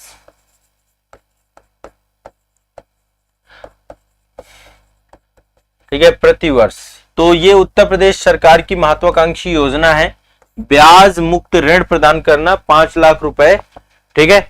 और इसके तहत जो है सरकार का अल्टीमेट गोल ये है 1000 करोड़ रुपए आवंटित किया गया है और सरकार चाहती है कि जो उत्तर प्रदेश के पढ़े लिखे युवा हैं, है ना, वो जो है क्या करे, खुद का स्वरोजगार का पा पाए और खुद को लेकर एमएसएमई एस्टेब्लिशमेंट कर पाए, खुद को लेकर कुछ ना कुछ कार्य कर पाए। तो एक ये आपकी उत्तर प्रदेश सरकार की प्रभावी योजना है, उत्तर प्रदेश सरकार का उत्तर प्रदेश गौरव सम्मान पुरस्कार है, ठीक है, पहली बार दिया गया है। और ये इंदिरा गांधी प्यारी बहना सुख सम्मान योजना, ये हिमाचल प्रदेश की महत्वाकांक्षी योजना है, 1500 रुपए प्रतिमाह महिलाओं को दिया जाएगा। और ये गोल्डन ग्लोब अवार्ड मैंने आपको बताया, ओपेनहाइमर को सर्वश्रेष्ठ फिल्म का अवार्ड मिला है, सर्वश्रेष्ठ अभिनेता जो है वो है किलियन मर्फी, इनको ऑस्कर अवार्ड से भी नवाजा गया है। सर्वश्रेष्ठ निर्देशक आपके जो है क्रिस्टोफर नोलन है, ये ध्यान रखिएगा, ठीक है। इसके बाद जो है आपके फिल्म फेयर अवार्ड में 12th फेल को सर्वश्रेष्ठ फिल्म का पुरस्कार मिला है, 69वां फिल्म फेयर अवार्ड था इस बार का, और ये आपका गिफ्ट सिटी गुजरात में आपका आयोजन इसका हुआ था। इसके बाद जो है आपके माहे श्रेणी के 3 जलपोत हैं, माहे, मालवन और मैग्रोल, इनका जो है सफलतापूर्वक जलावरण हुआ है और ये आपका किसके द्वारा बनाई गई? कोचीन शिपयार्ड लिमिटेड के द्वारा विकसित की गई है। पनडुब्बी रोधी आपके जलपोत हैं आपके। तो ये करंट अफेयर्स के महत्वपूर्ण सेगमेंट हैं। हम चीजों को लगातार आगे करते जाएंगे, देखते जाएंगे। आज के सेशन के लिए इतना ही रखेंगे। चलिए, करंट अफेयर्स के अंतर्गत आज के सेशन में हमें जो पहला करंट अफेयर्स पढ़ना है वो है विश्व प्रसन्नता रिपोर्ट। वर्ल्ड हैप्पीनेस रिपोर्ट 2024 आ चुकी है और इस रिपोर्ट से भी क्वेश्चन आपका हमेशा पूछा जाता है। 20 मार्च 2024 को ये रिपोर्ट आई, वर्ल्ड हैप्पीनेस रिपोर्ट 2024। तो विश्व प्रसन्नता रिपोर्ट 2024 आ चुकी है आपकी। विश्व प्रसन्नता रिपोर्ट 2024, विश्व प्रसन्नता रिपोर्ट 2024, ठीक है। ये आपका जो है एक संस्था है आपकी, यूनाइटेड नेशन की संयुक्त राष्ट्र निर्वहनीय विकास समाधान नेटवर्क। इसको हम शॉर्टकट में बोलते हैं यूनाइटेड नेशन, ठीक है, यूनाइटेड नेशन UNSDSN, इसको शॉर्टकट में ये बोलते हैं, ठीक है, संयुक्त राष्ट्र निर्वहनीय विकास समाधान नेटवर्क, ठीक है। तो इसके द्वारा जो है, और Oxford well being research centre, ये दो आपके एक संस्था Oxford well being research centre है, इन दोनों के सहयोग से जो है ये आपका रिपोर्ट जारी किया जाता है, विश्व प्रसन्नता रिपोर्ट 2024, ठीक है। इसमें 6 महत्वपूर्ण कारक होते हैं, 6 फैक्टर पे आपकी रिपोर्ट बनती है, ठीक है। पहला कि किसी भी देश की प्रति व्यक्ति सकल घरेलू उत्पाद क्या है, मतलब प्रति व्यक्ति आय कितनी है, समाज में स्वस्थ जीवन प्रत्याशा कितनी है, कितने लोग हेल्दी लाइफ जी रहे हैं, जीवन प्रत्याशा कितनी है। इसके अलावा उदारता, समाज कितना सहिष्णु है, टॉलरेट है, भ्रष्टाचार कैसा है किसी समाज में, जीवन में विकल्प लेने की स्वतंत्रता कितनी है और सामाजिक अवलंबन कितना है। ये 6 पैरामीटर्स के आधार पे एक रिपोर्ट जारी होती है, विश्व प्रसन्नता रिपोर्ट। जो आपसे क्वेश्चन पूछा जाएगा, सबसे पहले पूछा जाएगा कि शीर्षतम देश क्या है, तो सबसे नंबर 1 है फिनलैंड। आमतौर पे जितने भी आपके स्कैंडिनेवियाई कंट्री हैं या नॉर्डिक कंट्रीज हैं, ये आपके रहते हैं टॉप में। तो नंबर 1 में फिनलैंड है, फिर आपका डेनमार्क है, फिर आपका आइसलैंड है, ठीक है। दूसरे नंबर पे डेनमार्क है, फिर आइसलैंड है, डेनमार्क, और तीसरे नंबर पे आइसलैंड है, ठीक है। Finland, Denmark, Iceland. भारत की स्थिति कितनी है 2024 में? 126वीं। हम कहां पर खड़े हैं अभी? 126 में। भारत की स्थिति बहुत सारी रिपोर्ट में बहुत बुरी है, जिनमें से एक ये रिपोर्ट में भी अच्छी नहीं है, विश्व प्रसन्नता रिपोर्ट, ठीक है। तो भारत की स्थिति 126वीं है। पिछले साल भी भारत की रैंक 126वीं थी। 2023 में भी हम 126वें नंबर पे थे और 2024 में भी हम 126वें नंबर पे हैं, ठीक है। चाइना को देखें, चाइना 60वें कंडीशन पे है, 60। पाकिस्तान 108वें कंडीशन पे है, तो हम चीन और पाकिस्तान से भी पीछे हैं। नेपाल 93वें नंबर पे है, श्रीलंका 128वें नंबर पर है। तो देखा जाए ओवरऑल भारत एक मतलब बड़ी आबादी वाला देश है और भारत की स्थिति अभी अच्छी नहीं है इस रिपोर्ट में। तो एक रिपोर्ट आप लोग ये देखिएगा सभी लोग, ठीक है, विश्व प्रसन्नता report 2024, Finland, Denmark, Iceland, UNSDSN, ठीक है, इसके द्वारा ये रिपोर्ट आपकी जारी की जाती है। अगली रिपोर्ट बहुत इंपॉर्टेंट रिपोर्ट है, 100% लिख लो। ये दोनों रिपोर्ट इंपॉर्टेंट है। पहली वाली विश्व प्रसन्नता रिपोर्ट आप 100% मान के चलिए, इससे क्वेश्चन आपका आना ही आना है, मतलब आपका इससे 100% क्वेश्चन आएगा। और एक ये है ह्यूमन डेवलपमेंट रिपोर्ट 2023-24, ठीक है। ये रिपोर्ट भी 13 मार्च 2024 को आपकी जारी हुई और इसको जारी करने वाली संस्था UNDP, United Nation Development Programme, UNDP के द्वारा जारी किया जाता है। 193 देशों की रैंकिंग प्रदान की जाती है। 3 पैरामीटर हैं इसमें। एक पैरामीटर है आपका प्रति व्यक्ति आय, ठीक है, दूसरा है जीवन प्रत्याशा और तीसरा है एजुकेशन या साक्षरता। तो इसमें टॉप कंट्रीज की बात करें, नंबर 1 पे स्विट्जरलैंड है, नंबर 1 पर स्विट्जरलैंड है, नंबर 1 पर स्विट्जरलैंड है, नंबर 2 पे आपका नॉर्वे है, फिर आइसलैंड है, नंबर 2 पे नॉर्वे और नंबर 3 पे आइसलैंड, आइसलैंड। ये क्वेश्चन रट लो, आएगा ही आएगा इसमें। ह्यूमन डेवलपमेंट रिपोर्ट 2023-24 यूएनडीपी में, ठीक है, यूएनडीपी के द्वारा जारी किया जाता है। नंबर 1 पे स्विट्जरलैंड है, नंबर 2 पे नॉर्वे है, नंबर 3 पे आइसलैंड है। ठीक है, ये 3 आपके जो है महत्वपूर्ण आपको ध्यान में रखना है। अच्छा, इसमें जो है भारत की स्थिति बहुत बुरी है, मतलब भारत की स्थिति लगातार गड़बड़ होती जा रही है। भारत की स्थिति 134वीं है। भारत की स्थिति कितनी है? 134वीं। ठीक है, तो ये आपको ध्यान में रखना है। भारत की स्थिति कितनी है? 134वीं रैंक है हमारी। तो हमारी रैंक इसमें लगातार गड़बड़ हुई है। हमारी रैंक इतनी बुरी नहीं थी, इतनी बुरी हो गई। 134वें नंबर पे हैं हम लोग। ठीक है, तो भारत की रैंक कितनी है? 134, 134वीं रैंक है। इससे 100% क्वेश्चन पूछा जाएगा। सबसे लास्ट में सोमालिया आता है आपका, सबसे लास्ट में। तो 193 देशों में 134वें नंबर पे हमारी स्थिति अच्छी नहीं है। ठीक है, ये आपको ध्यान में रखना है। ह्यूमन डेवलपमेंट रिपोर्ट में भारत 134th रैंक पर है। ये रट लो, इससे क्वेश्चन आपका निकलेगा, आएगा, आपको याद रखना है। इसको लेकर के कोई भी गड़बड़ नहीं करेगा। 3 पॉइंट है, जीवन प्रत्याशा, शिक्षा सूचकांक और आय सूचकांक। इन तीनों को जोड़ करके आपकी रिपोर्ट आपकी बनती है। और जो एसडीआई की ये ह्यूमन डेवलपमेंट रिपोर्ट की अवधारणा है, पाकिस्तानी अर्थशास्त्री महबूब उल हक, उनके द्वारा ये अर्थशास्त्र में नोबेल प्राइज भी इनको मिला था। और भारतीय मूल के अमर्त्य सेन, ये 2 लोग हैं, पाकिस्तान मूल के हैं महबूब उल हक और भारतीय जो हैं अमर्त्य सेन। इनके द्वारा ये अवधारणा आपकी डेवलप की गई थी। ठीक है, एसडीआई की अवधारणा। ठीक है, तो प्रॉपर आपकी जो है ये आपका एसडीआई प्रॉपर आपका जो है जारी किया जाता है। ठीक है, अब नेक्स्ट आगे चलते हैं। हाँ,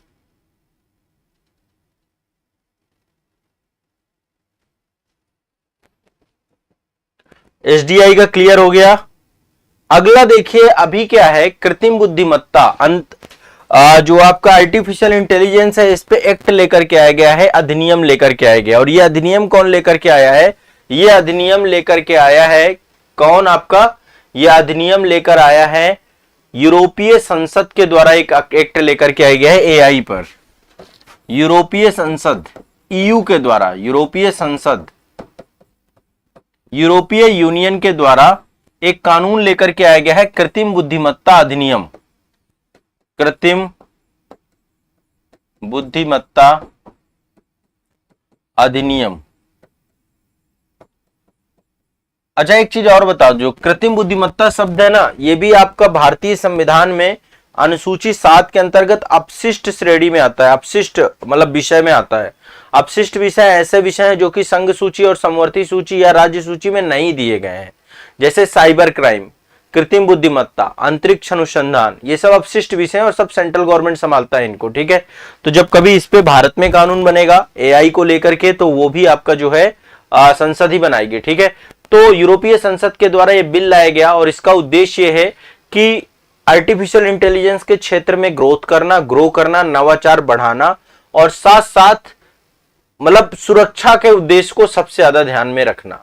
ठीक है, मौलिक अधिकारों का भी उल्लंघन ना हो किसी भी व्यक्ति के, फंडामेंटल राइट की, आर्टिफिशियल इंटेलिजेंस के कारण से किसी के फंडामेंटल राइट, तो लॉ एंड ऑर्डर रहे और आर्टिफिशियल इंटेलिजेंस के जो जोखिम है उन उच्च जोखिमों से भारत को, विश्व को बचाना। ठीक है, नवाचार को बढ़ावा देना। तो ये आपका जो है पूरा का पूरा लेकर के आया गया है। और ऐसे कोई भी अनुप्रयोग आर्टिफिशियल इंटेलिजेंस के जो नागरिकों को खतरा प्रदान करते हैं, उन सभी अनुप्रयोगों को क्या करना? बैन कर देना। ठीक है, और ये सारी चीजों को लेकर के एआई से जुड़ी हुई चीजों को लेकर काम किया गया है। ठीक है, तो ये भी आपको ध्यान में रखना। आर्टिफिशियल इंटेलिजेंस कानून आ चुका है, कृत्रिम बुद्धिमत्ता अधिनियम आ चुका है, यूरोपीय संसद के द्वारा यह अधिनियम आपका लेकर के आया गया है। आगे चलते हैं नेक्स्ट। अगला जो है ये एक बहुत इंपॉर्टेंट आपका क्वेश्चन है। हमारे यहाँ जनजातियां बहुत सारी हैं भारत में, तो जनजातीय संस्कृति और विरासत संरक्षण और संवर्धन केंद्र आपका बनाया गया है झारखंड में। एक जगह है खरसवां जिला, वहां पे एक जगह है पदमपुर। खरसवां में एक जगह है पदमपुर। खरसवां जिला के पदमपुर में आपका जनजातीय संस्कृति और विरासत के संरक्षण और संवर्धन का केंद्र बनाया गया है। जनजातीय संस्कृति के संरक्षण एवं संवर्धन केंद्र का निर्माण।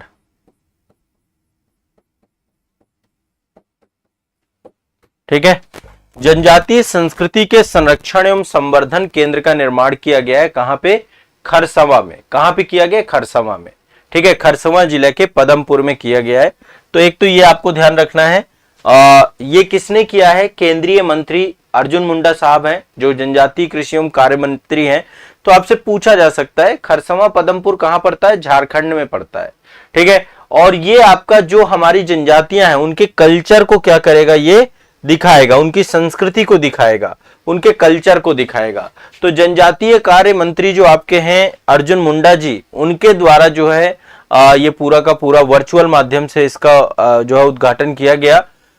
झारखंड के खरसवां जिला में जो है क्या किया गया? आपका जनजातीय संस्कृति और विरासत के संरक्षण और संवर्धन के लिए केंद्र बनाया गया है।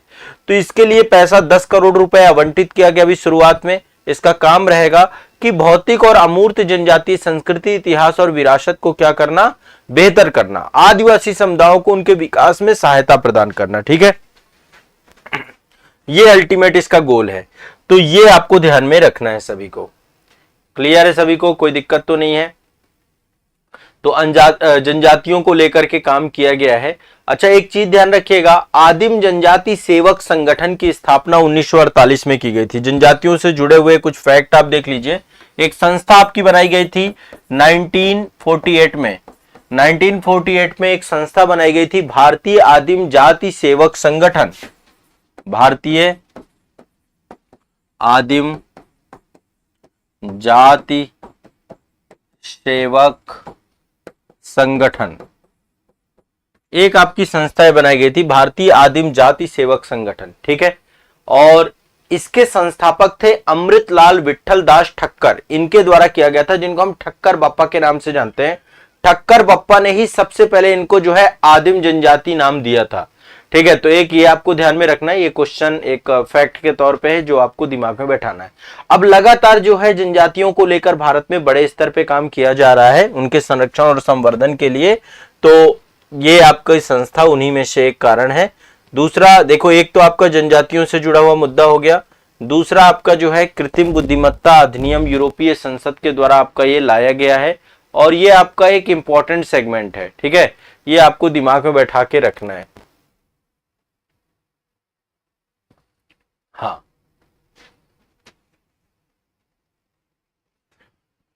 इसके बाद नेक्स्ट आपका जो है ये ह्यूमन डेवलपमेंट रिपोर्ट है।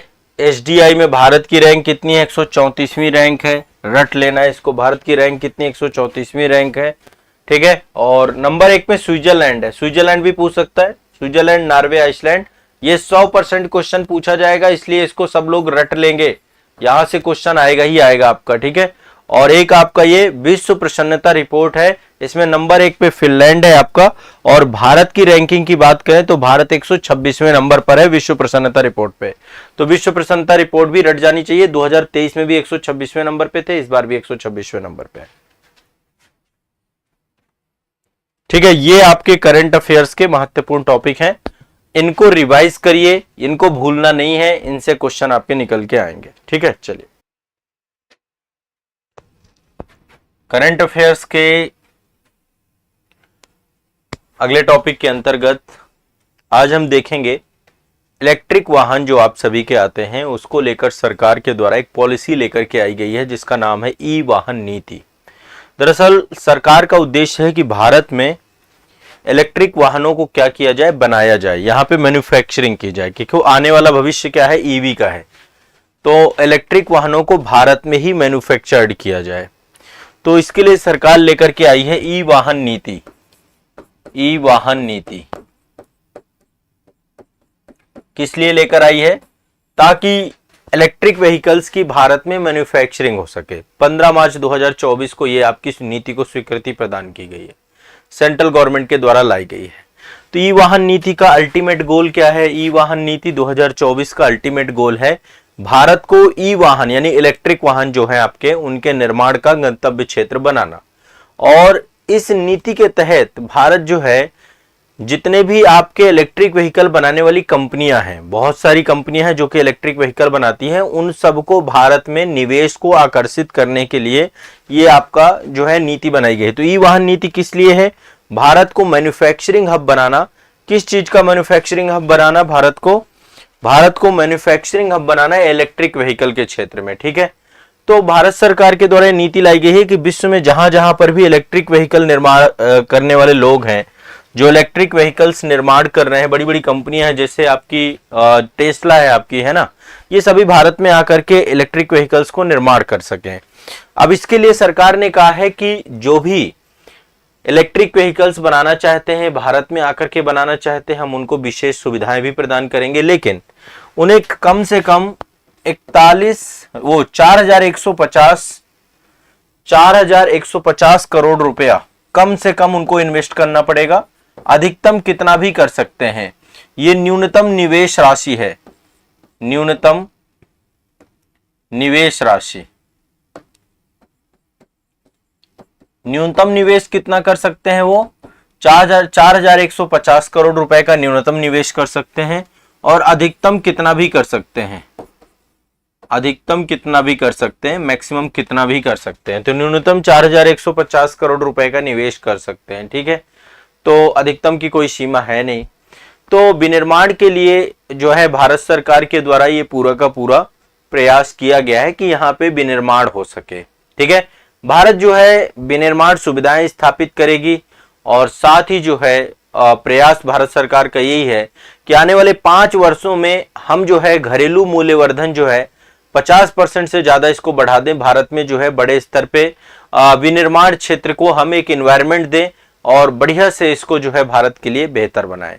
ठीक है, सरकार इसके लिए जो कस्टम ड्यूटी है, सीमा शुल्क है, इन सब को जो है इन पर भी कमी करेगी, और सरकार जो है एक्सपोर्ट करने के लिए एक प्रॉपर इन्वायरमेंट देगी। साथ ही भारत के अंदर भी इतना बड़ा बाजार है तो इसको भी इस्टेब्लिशमेंट करने का काम करेगी।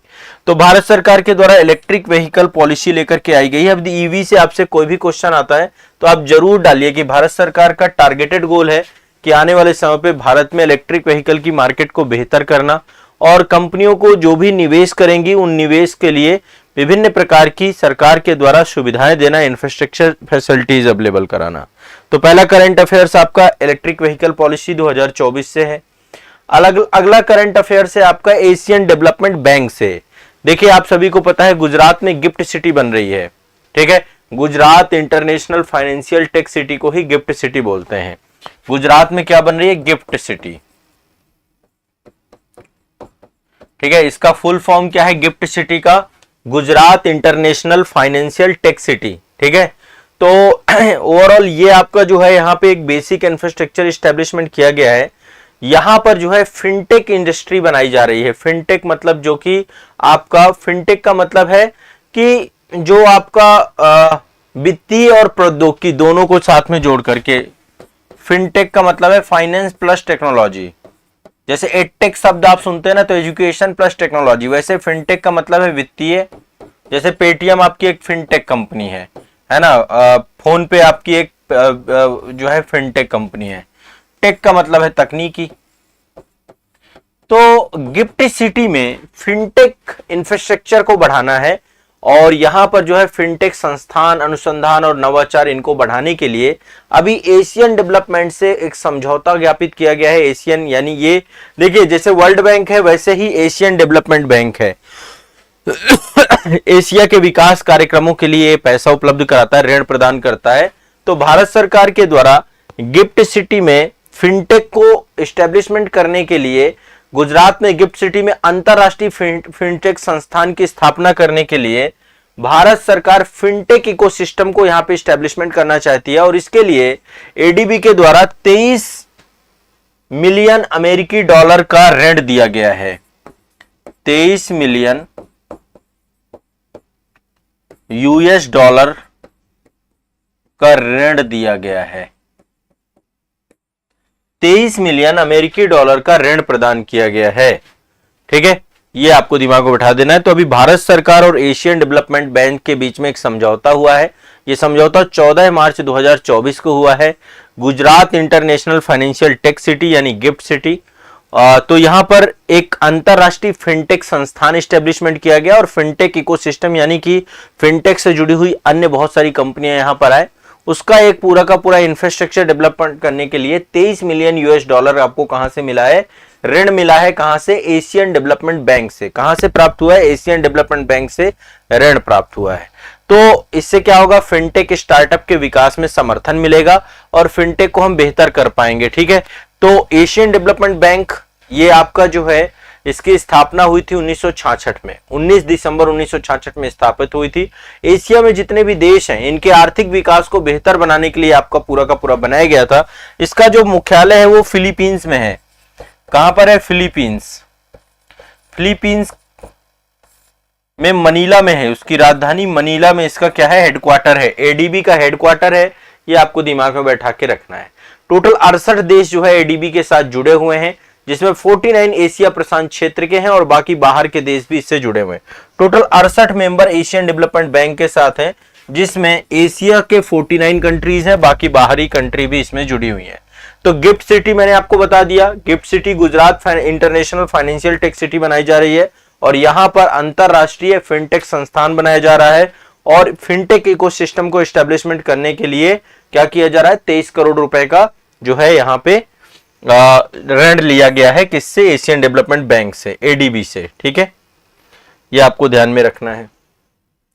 अब आगे चलते हैं। देखिए, अभी किसानों के लिए कई सारे एप्लीकेशंस लॉन्च किए गए हैं। आप सभी जानते हैं कि एक जो है आपकी ई नाम बनाया गया। ई नाम मतलब एक तरीके की इलेक्ट्रॉनिक नेशनल एग्रीकल्चर जो है आपकी मार्केट बनाई गई है। ई नाम, ई नाम के बारे में आप सभी जानते हैं, इलेक्ट्रॉनिक नेशनल एग्रीकल्चर मार्केट।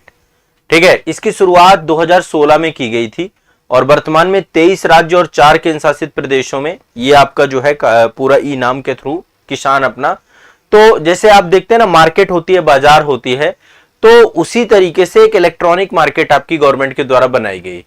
अभी इसमें बहुत सारे किसान रजिस्टर्ड हैं, बहुत सारे व्यापारी रजिस्टर्ड हैं, तो किसानों को यदि अपना कोई भी जो है उत्पाद भेजना है, खाद्यान्न बेचना है, तो ई नाम के थ्रू भी वो डील कर सकते हैं। ठीक है, तो और भारत में पैन इंडिया कहीं भी बेच सकते हैं। ठीक है, यहाँ पे बहुत सारे व्यापारी वर्ग भी है जो खरीदार हैं और बहुत सारे आपके किसान भी यहाँ पे जुड़े हुए हैं।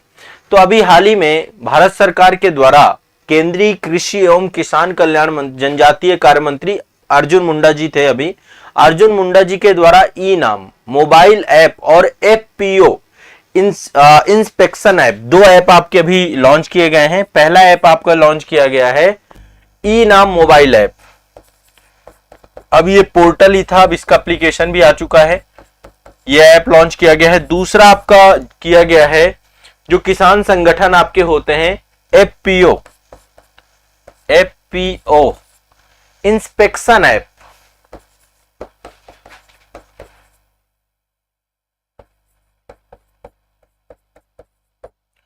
ई नाम ऐप और एफपीओ इंस्पेक्शन ऐप, ये 2 एप्लीकेशंस आपके अभी लॉन्च किए गए हैं। ठीक है, राष्ट्रीय कृषि बाजार मोबाइल ऐप और एफपीओ इंस्पेक्शन ऐप, ये 2 ऐप आपके जो है लॉन्च किए गए हैं और ये दोनों एप्लीकेशंस आपके जो है महत्वपूर्ण है और इन दोनों एप्लीकेशन से किसानों से जुड़ी हुई समस्याओं के समाधान को लेकर के एप्लीकेशन जारी किए गए हैं। ठीक है, ये जो एफपीओ इंस्पेक्शन ऐप है ये आपका है निगरानी रखने के लिए इससे जुड़ी हुई चीजों का, इससे जो है जो भी निगरानी और निरीक्षण गतिविधियों को इसके माध्यम से किया जा सकता है ताकि कोई भी सुधार करने की जरूरत है, संवर्धन करने की जरूरत है तो उसको किया जा सके।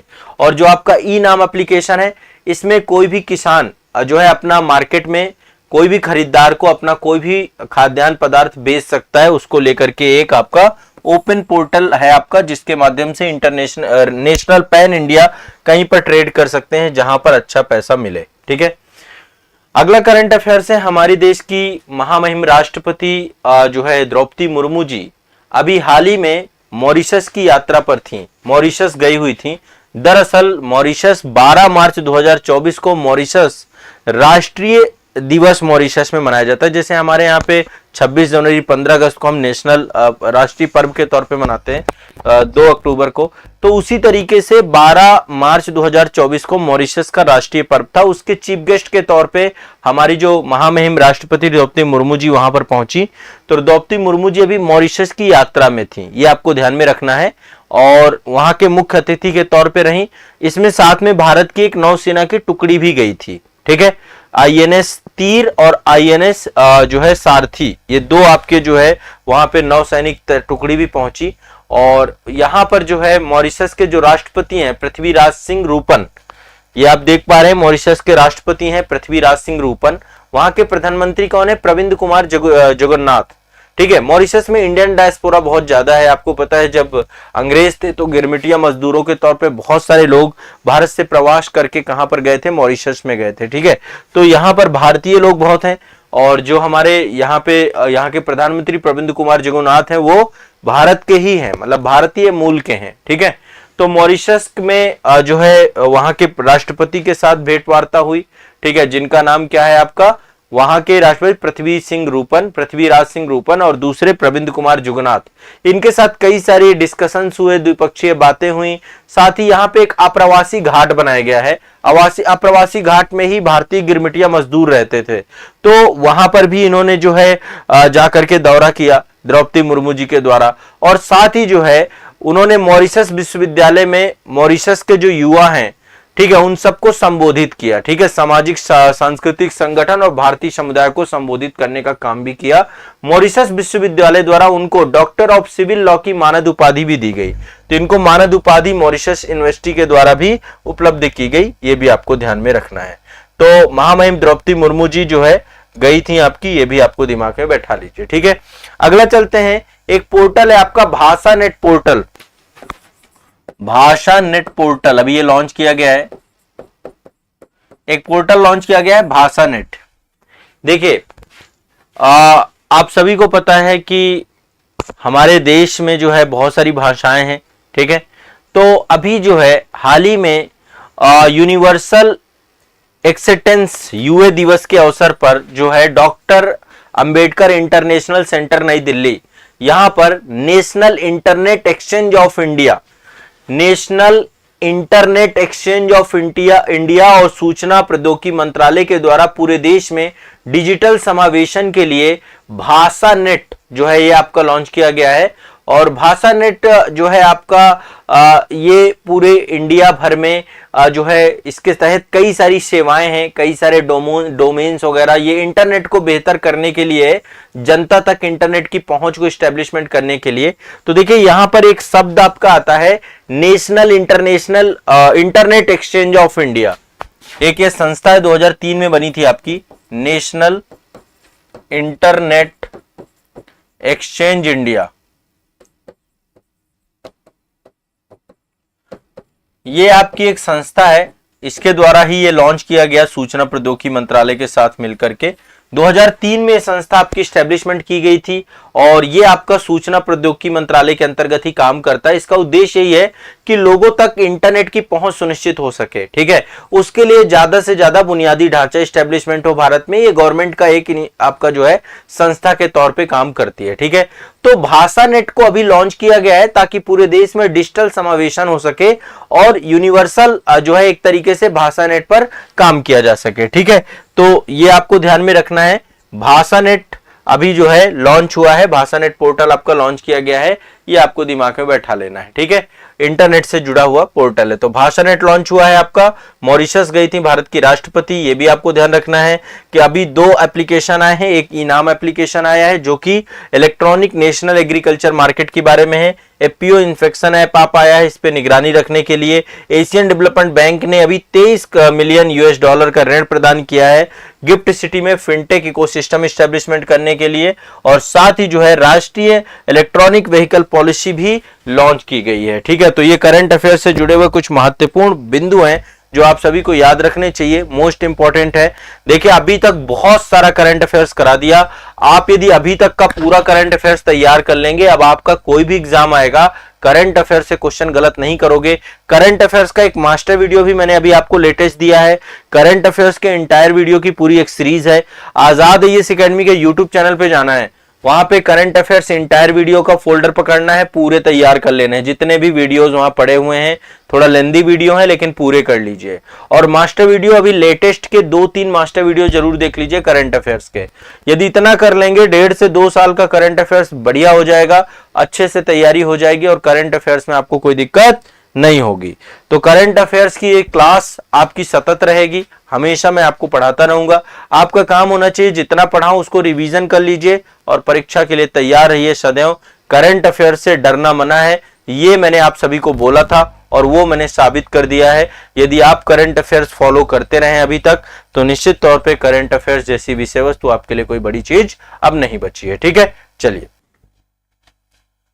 करंट अफेयर्स के आज के सेशन में मैं आप सभी को महत्वपूर्ण करंट अफेयर्स पढ़ाऊंगा जो आपकी परीक्षा के दृष्टिकोण से सबसे ज्यादा महत्वपूर्ण है। बहुत चुने हुए टॉपिक आप सभी को करंट अफेयर्स के सेशन में आप सभी को मिलेंगे। ये परीक्षा के लिए नितांत आवश्यक है और बहुत ही इंपॉर्टेंट करंट अफेयर्स है। आप पूरा भरोसा कर सकते हैं और इसी करंट अफेयर्स को आप सभी यदि रिवीजन करना चाहते हैं तो इंटायर वीडियो सीरीज के माध्यम से आप इसका कंप्लीट रिवीजन कर सकते हैं। आजाद आईएएस एकेडमी में इसकी प्लेलिस्ट बनी है। हर महीने एक इंटायर वीडियो करंट अफेयर्स का आपको मिलता है और बाकी 5:30 बजे मॉर्निंग में लाइव क्लास आप सभी की आजाद आईएएस एकेडमी के यूट्यूब चैनल पे करंट अफेयर्स की हो रही है, आगे भी होती रहेगी, ये मेरा आप सभी से वादा है। सबसे पहला करंट अफेयर्स जो अभी हम लेंगे इसमें वो है लोकसभा के इलेक्शन 2024 में जो हुए हैं। देखो इस पे वैसे तो अभी सरकार बन चुकी है, एनडीए सरकार बन चुकी है प्रधानमंत्री नरेंद्र मोदी जी की अगुवाई में और देश के तीसरी बार लगातार जो है प्रधानमंत्री पद पर आ चुके हैं।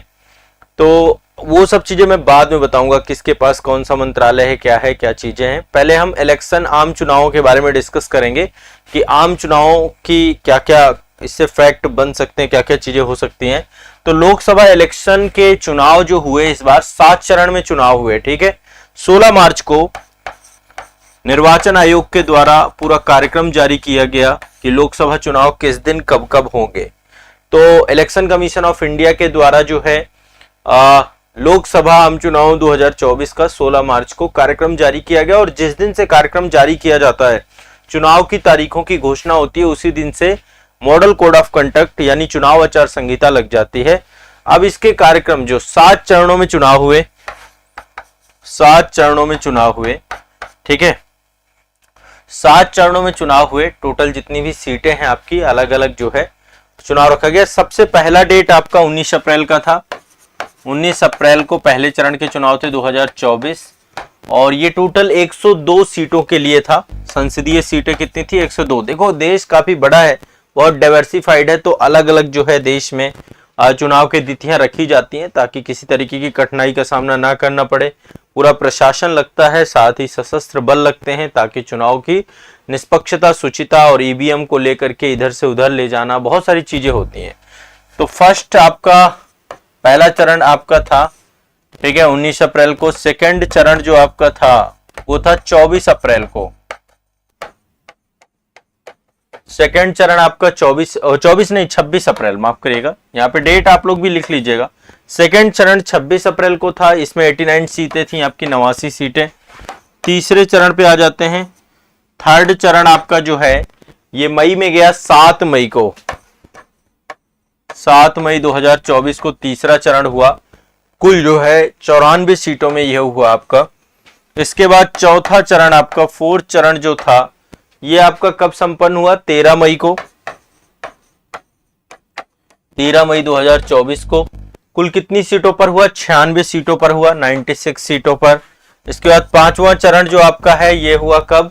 20 मई को हुआ पांचवा चरण, 20 मई को हुआ। और टोटल कितने सीटों पे आपका मतलब हुआ? ये 49 सीटों पे आपका ये हुआ। इसके बाद छठवां चरण जो आपका है, छठवां चरण आपका जो है 25 मई को हुआ, 25 मई 2024 को। टोटल कितनी सीटों पर हुआ? 57 सीटों पर हुआ।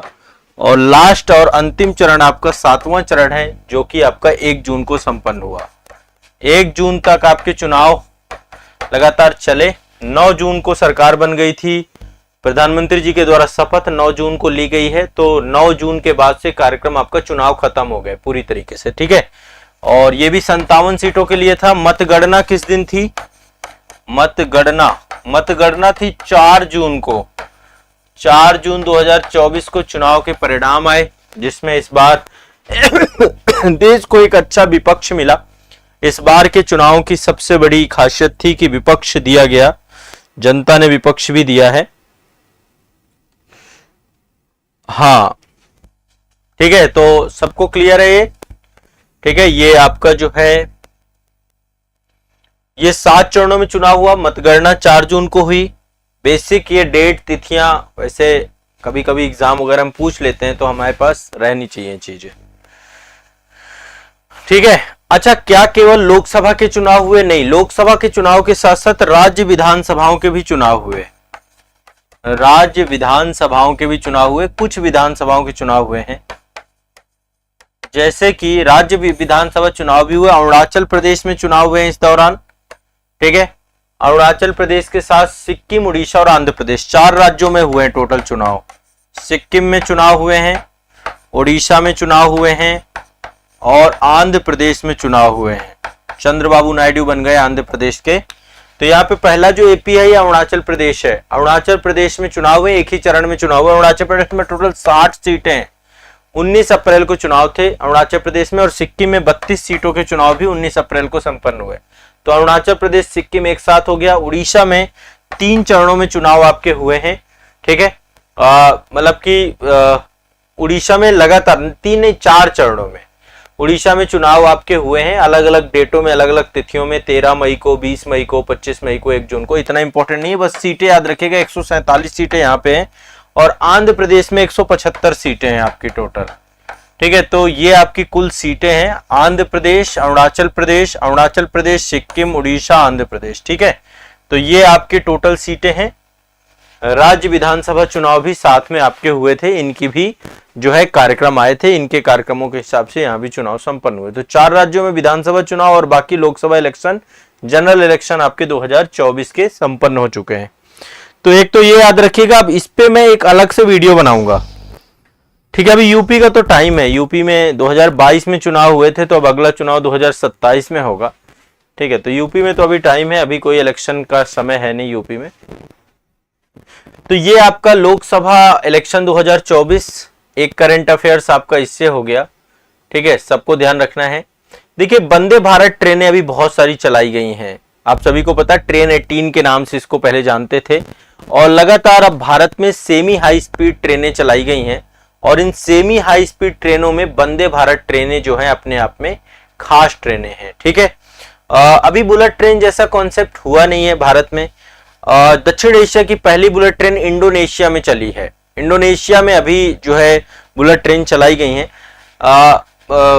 बूस नाम है वहां की बुलेट ट्रेन का, जो इंडोनेशिया में चलाई गई है, जोको विडोडो साहब के द्वारा, चीन के द्वारा बनाई गई। भारत में भी मुंबई से अहमदाबाद के लिए पहली बुलेट ट्रेन बन रही है, लेकिन अब उसमें टाइम लगेगा।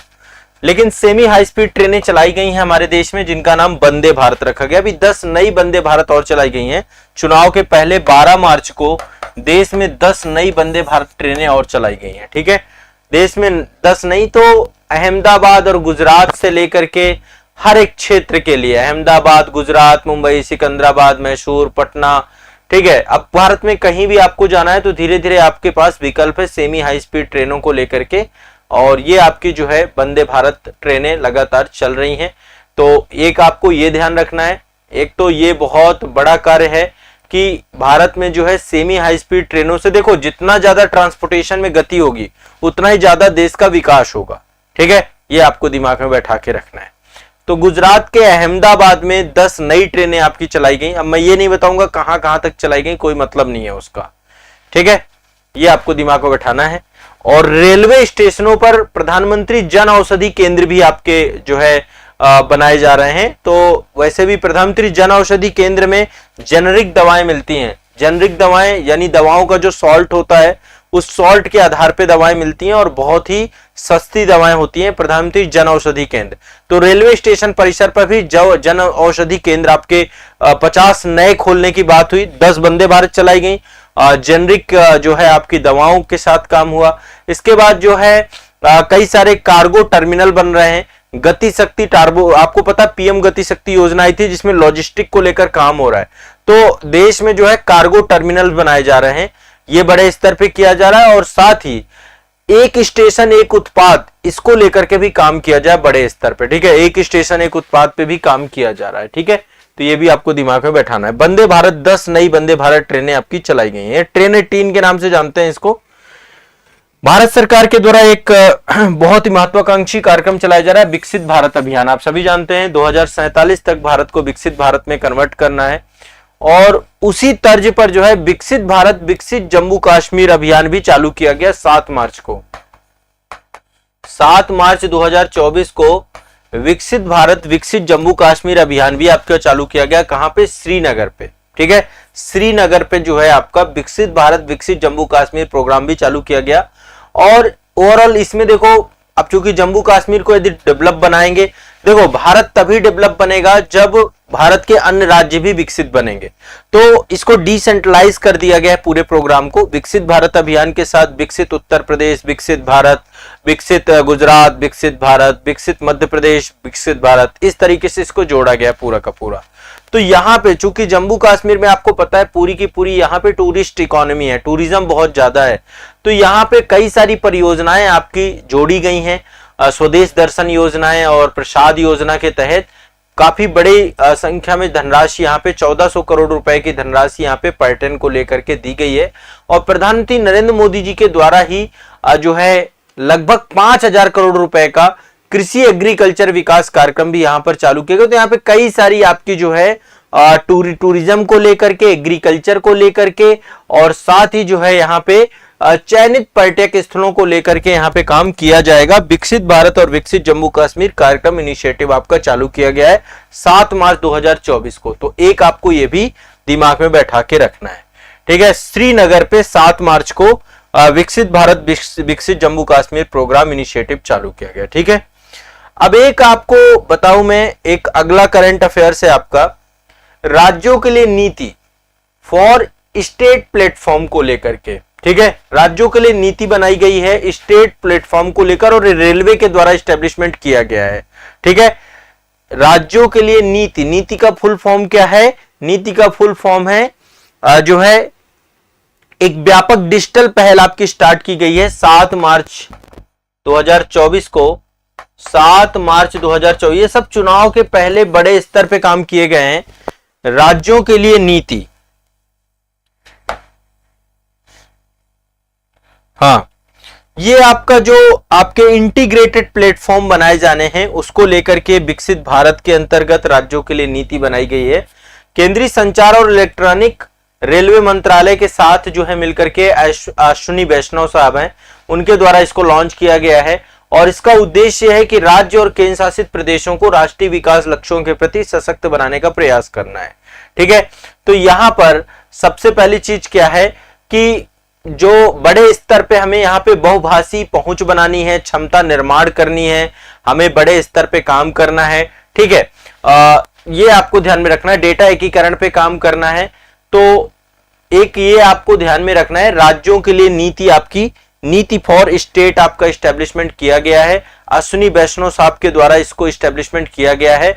और इसके तहत देखिए एक पर्टिकुलर प्लेटफॉर्म आपका इस्टेब्लिशमेंट किया जाएगा जहां पे मल्टीपल चीजें होंगी।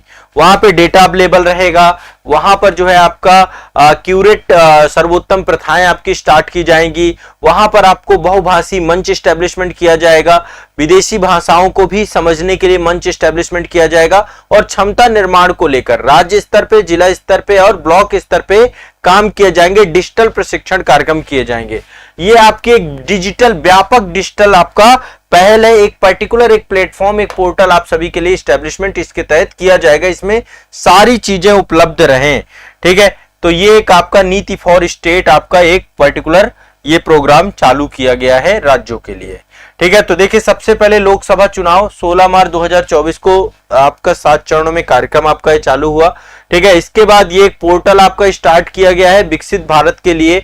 2037 में भारत को विकसित भारत बनाना है, तो राज्यों के लिए नीति स्टैब्लिशमेंट किया गया और इस पोर्टल पे सारी चीजें होंगी, डेटा से लेकर के, डेटा सेट से लेकर के, नीति आयोग के जितने भी आपके प्रोजेक्ट होंगे, बहुभाषीय पहुंच होंगी, सारी चीजें एक जगह पे लेकर के आना।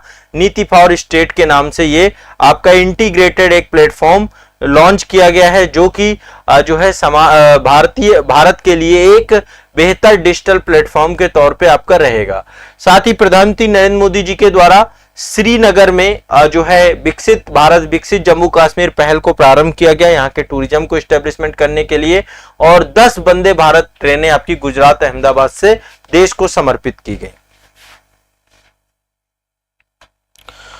देखो, वंदे भारत ट्रेनों का किराया तो महंगा होता है, सामान्य से बहुत महंगा होता है। पहली बात तो चेयर कार होती हैं, अभी इनमें स्लीपर वगैरह का भी प्लान कर रहे हैं।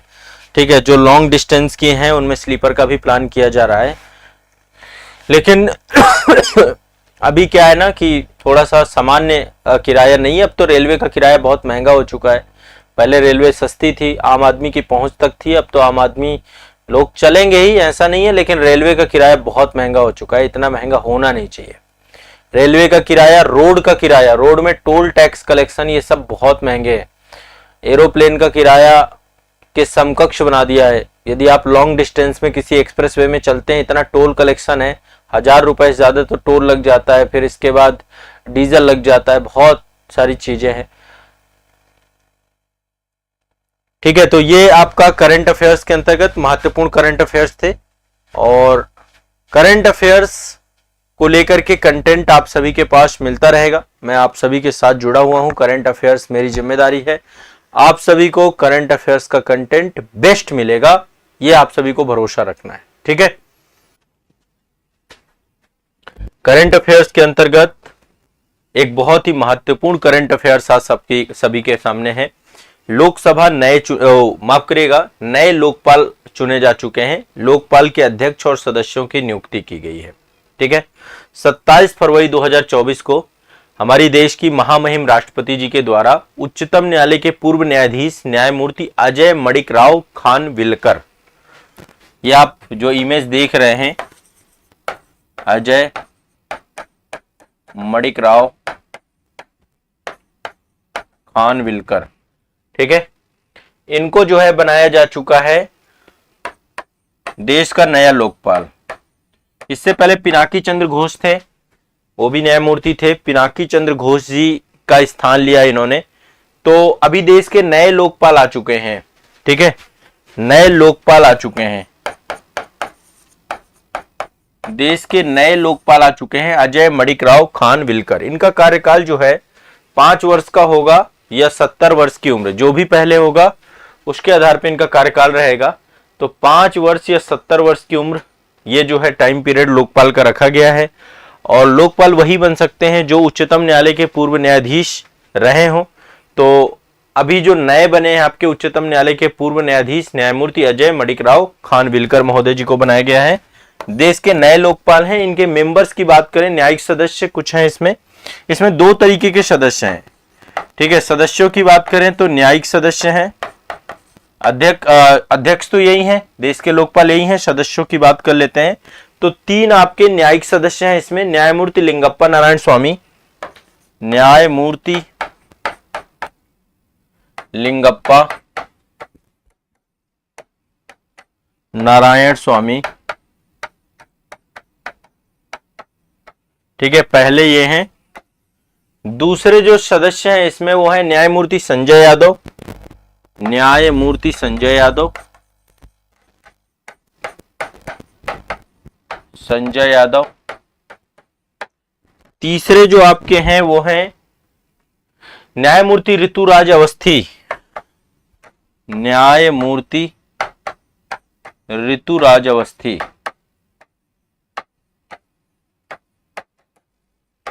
ठीक है। तो ये तो 3 न्यायिक सदस्य हैं। 3 अन्य सदस्य भी इसके अंतर्गत रहते हैं, ये भी राष्ट्रपति जी के द्वारा लेके आए जाते हैं। तो 3 अन्य सदस्य होते हैं। 3 अन्य में पहले आपके जो मेंबर हैं अन्य सदस्य में सुशील चंद्रा।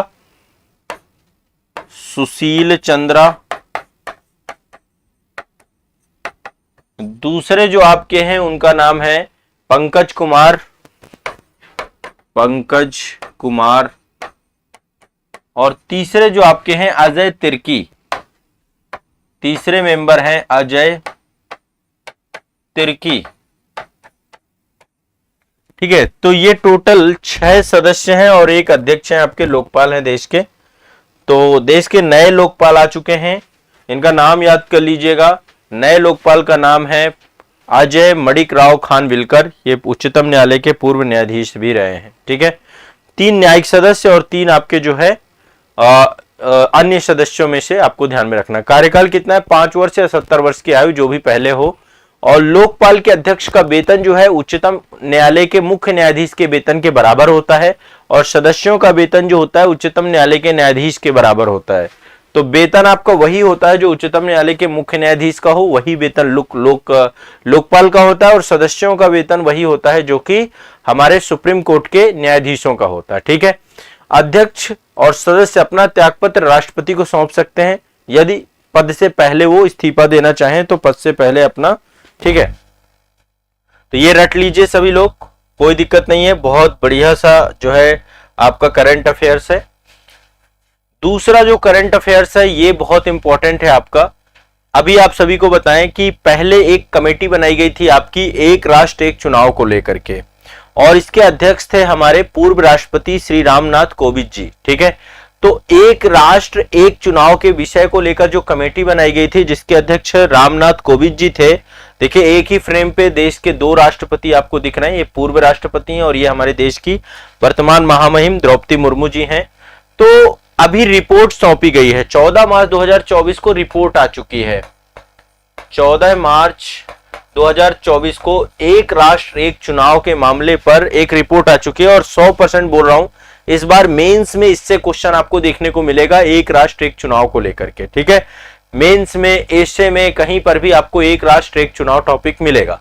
तो 14 मार्च 2024 को जो रिपोर्ट आई किसको सौंपी गई? राष्ट्रपति द्रौपदी मुर्मू को। किसने सौंपा? आपका पूर्व राष्ट्रपति रामनाथ कोविंद, जो इसके उच्च स्तरीय समिति के अध्यक्ष थे। इसमें कई सारे सदस्य भी थे, जैसे केंद्रीय गृह मंत्री अमित शाह जी भी सदस्य थे इसके।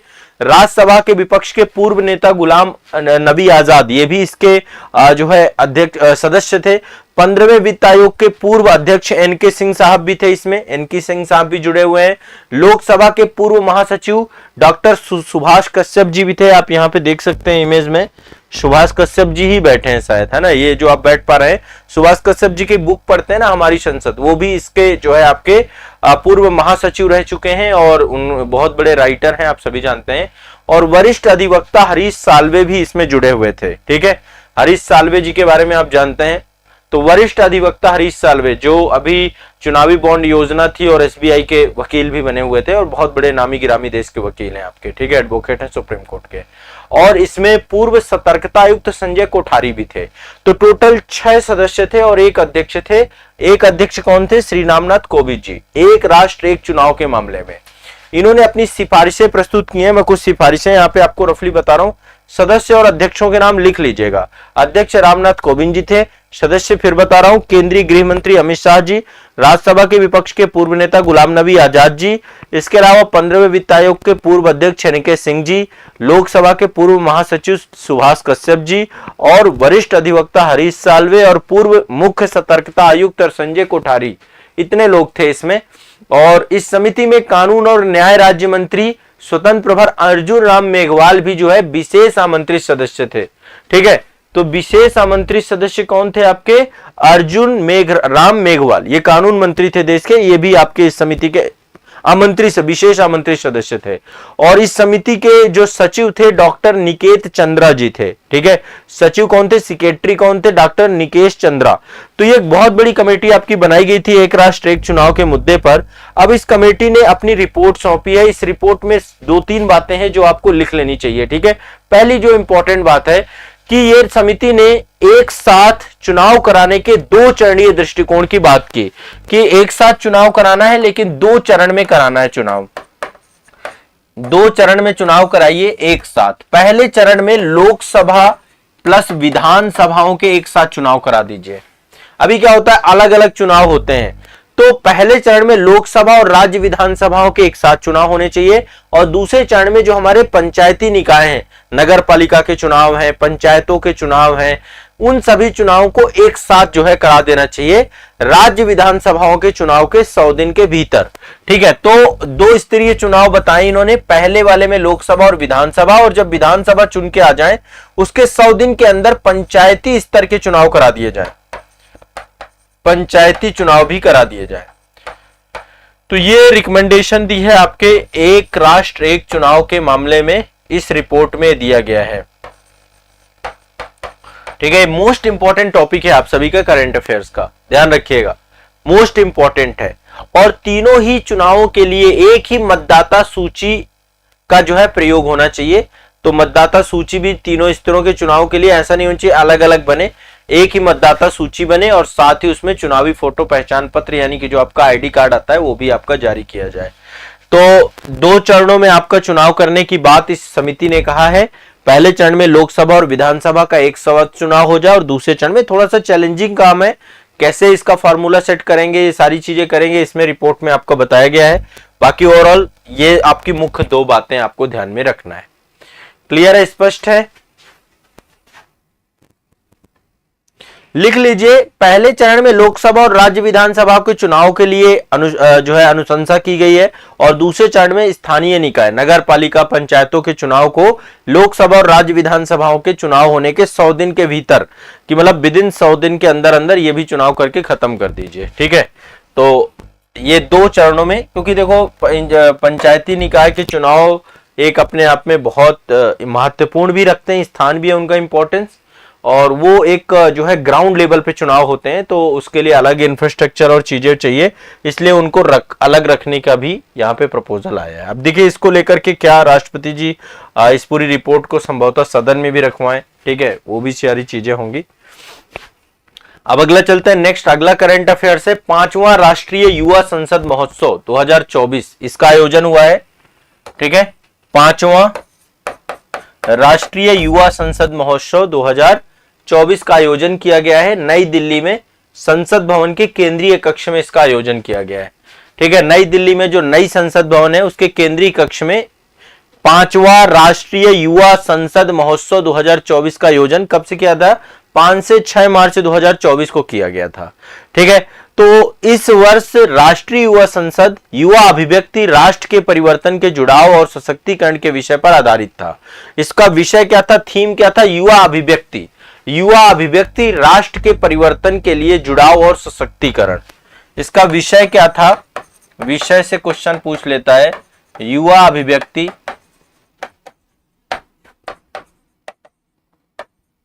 ठीक है, पूरा लिख लीजिएगा, युवा अभिव्यक्ति ठीक है, राष्ट्र के परिवर्तन के लिए जुड़ाव और सशक्तिकरण, राष्ट्र के परिवर्तन के लिए जुड़ाव एवं सशक्तिकरण।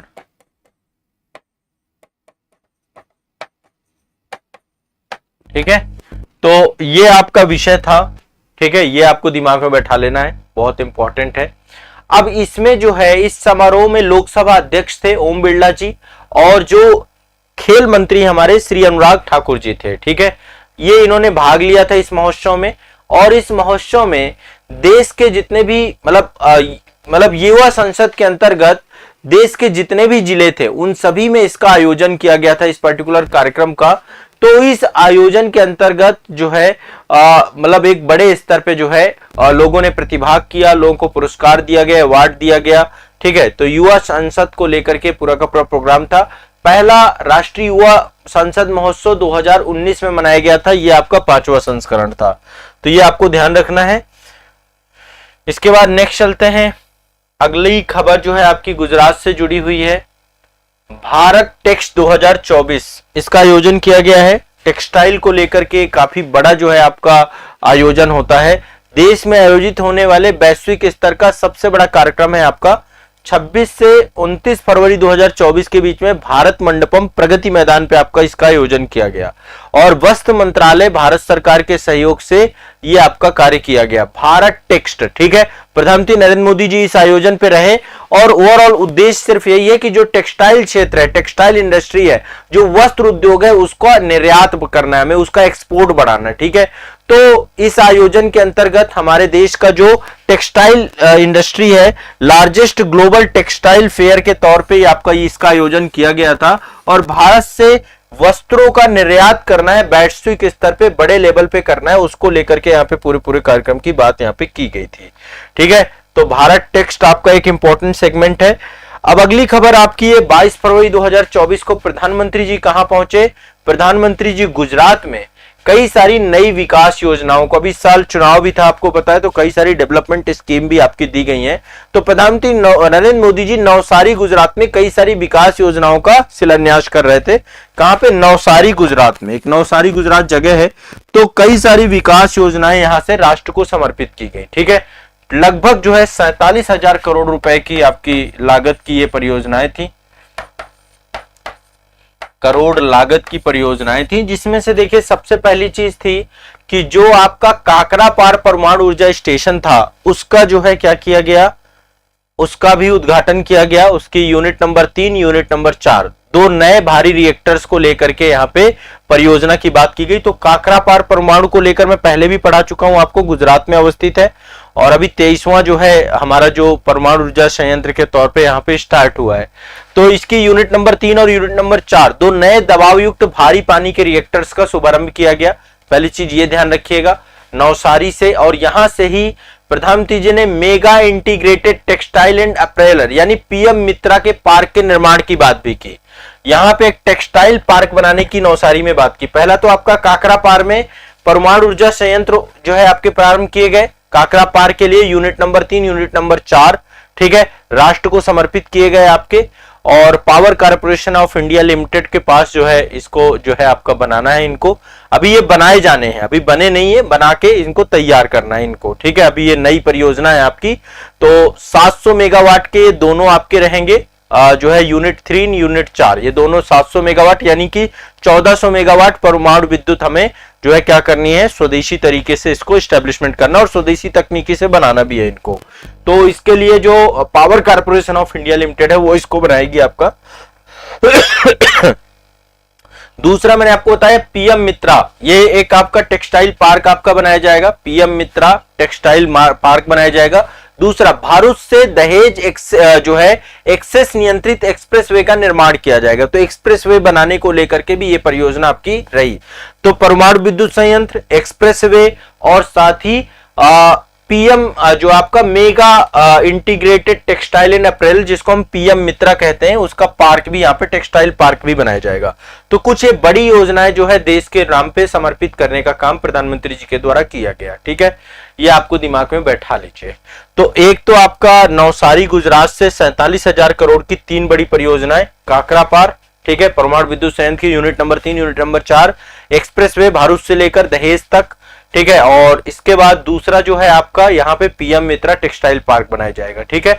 इसके बाद आपका ये नवसारी से गुजरात से राष्ट्र को बड़ी परियोजनाएं हैं।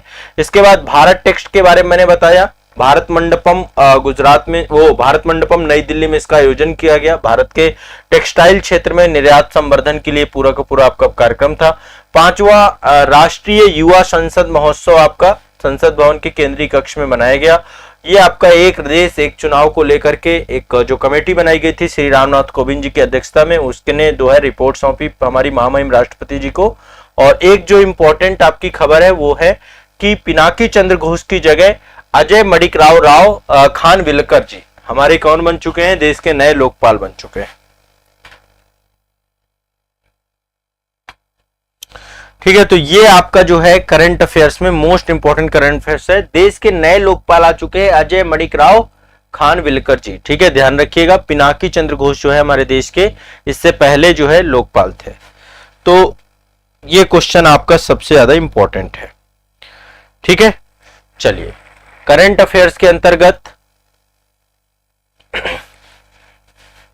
ये आपके इंपॉर्टेंट टॉपिक है। और आप इनको अच्छे से रिवाइज करिए, पढ़िए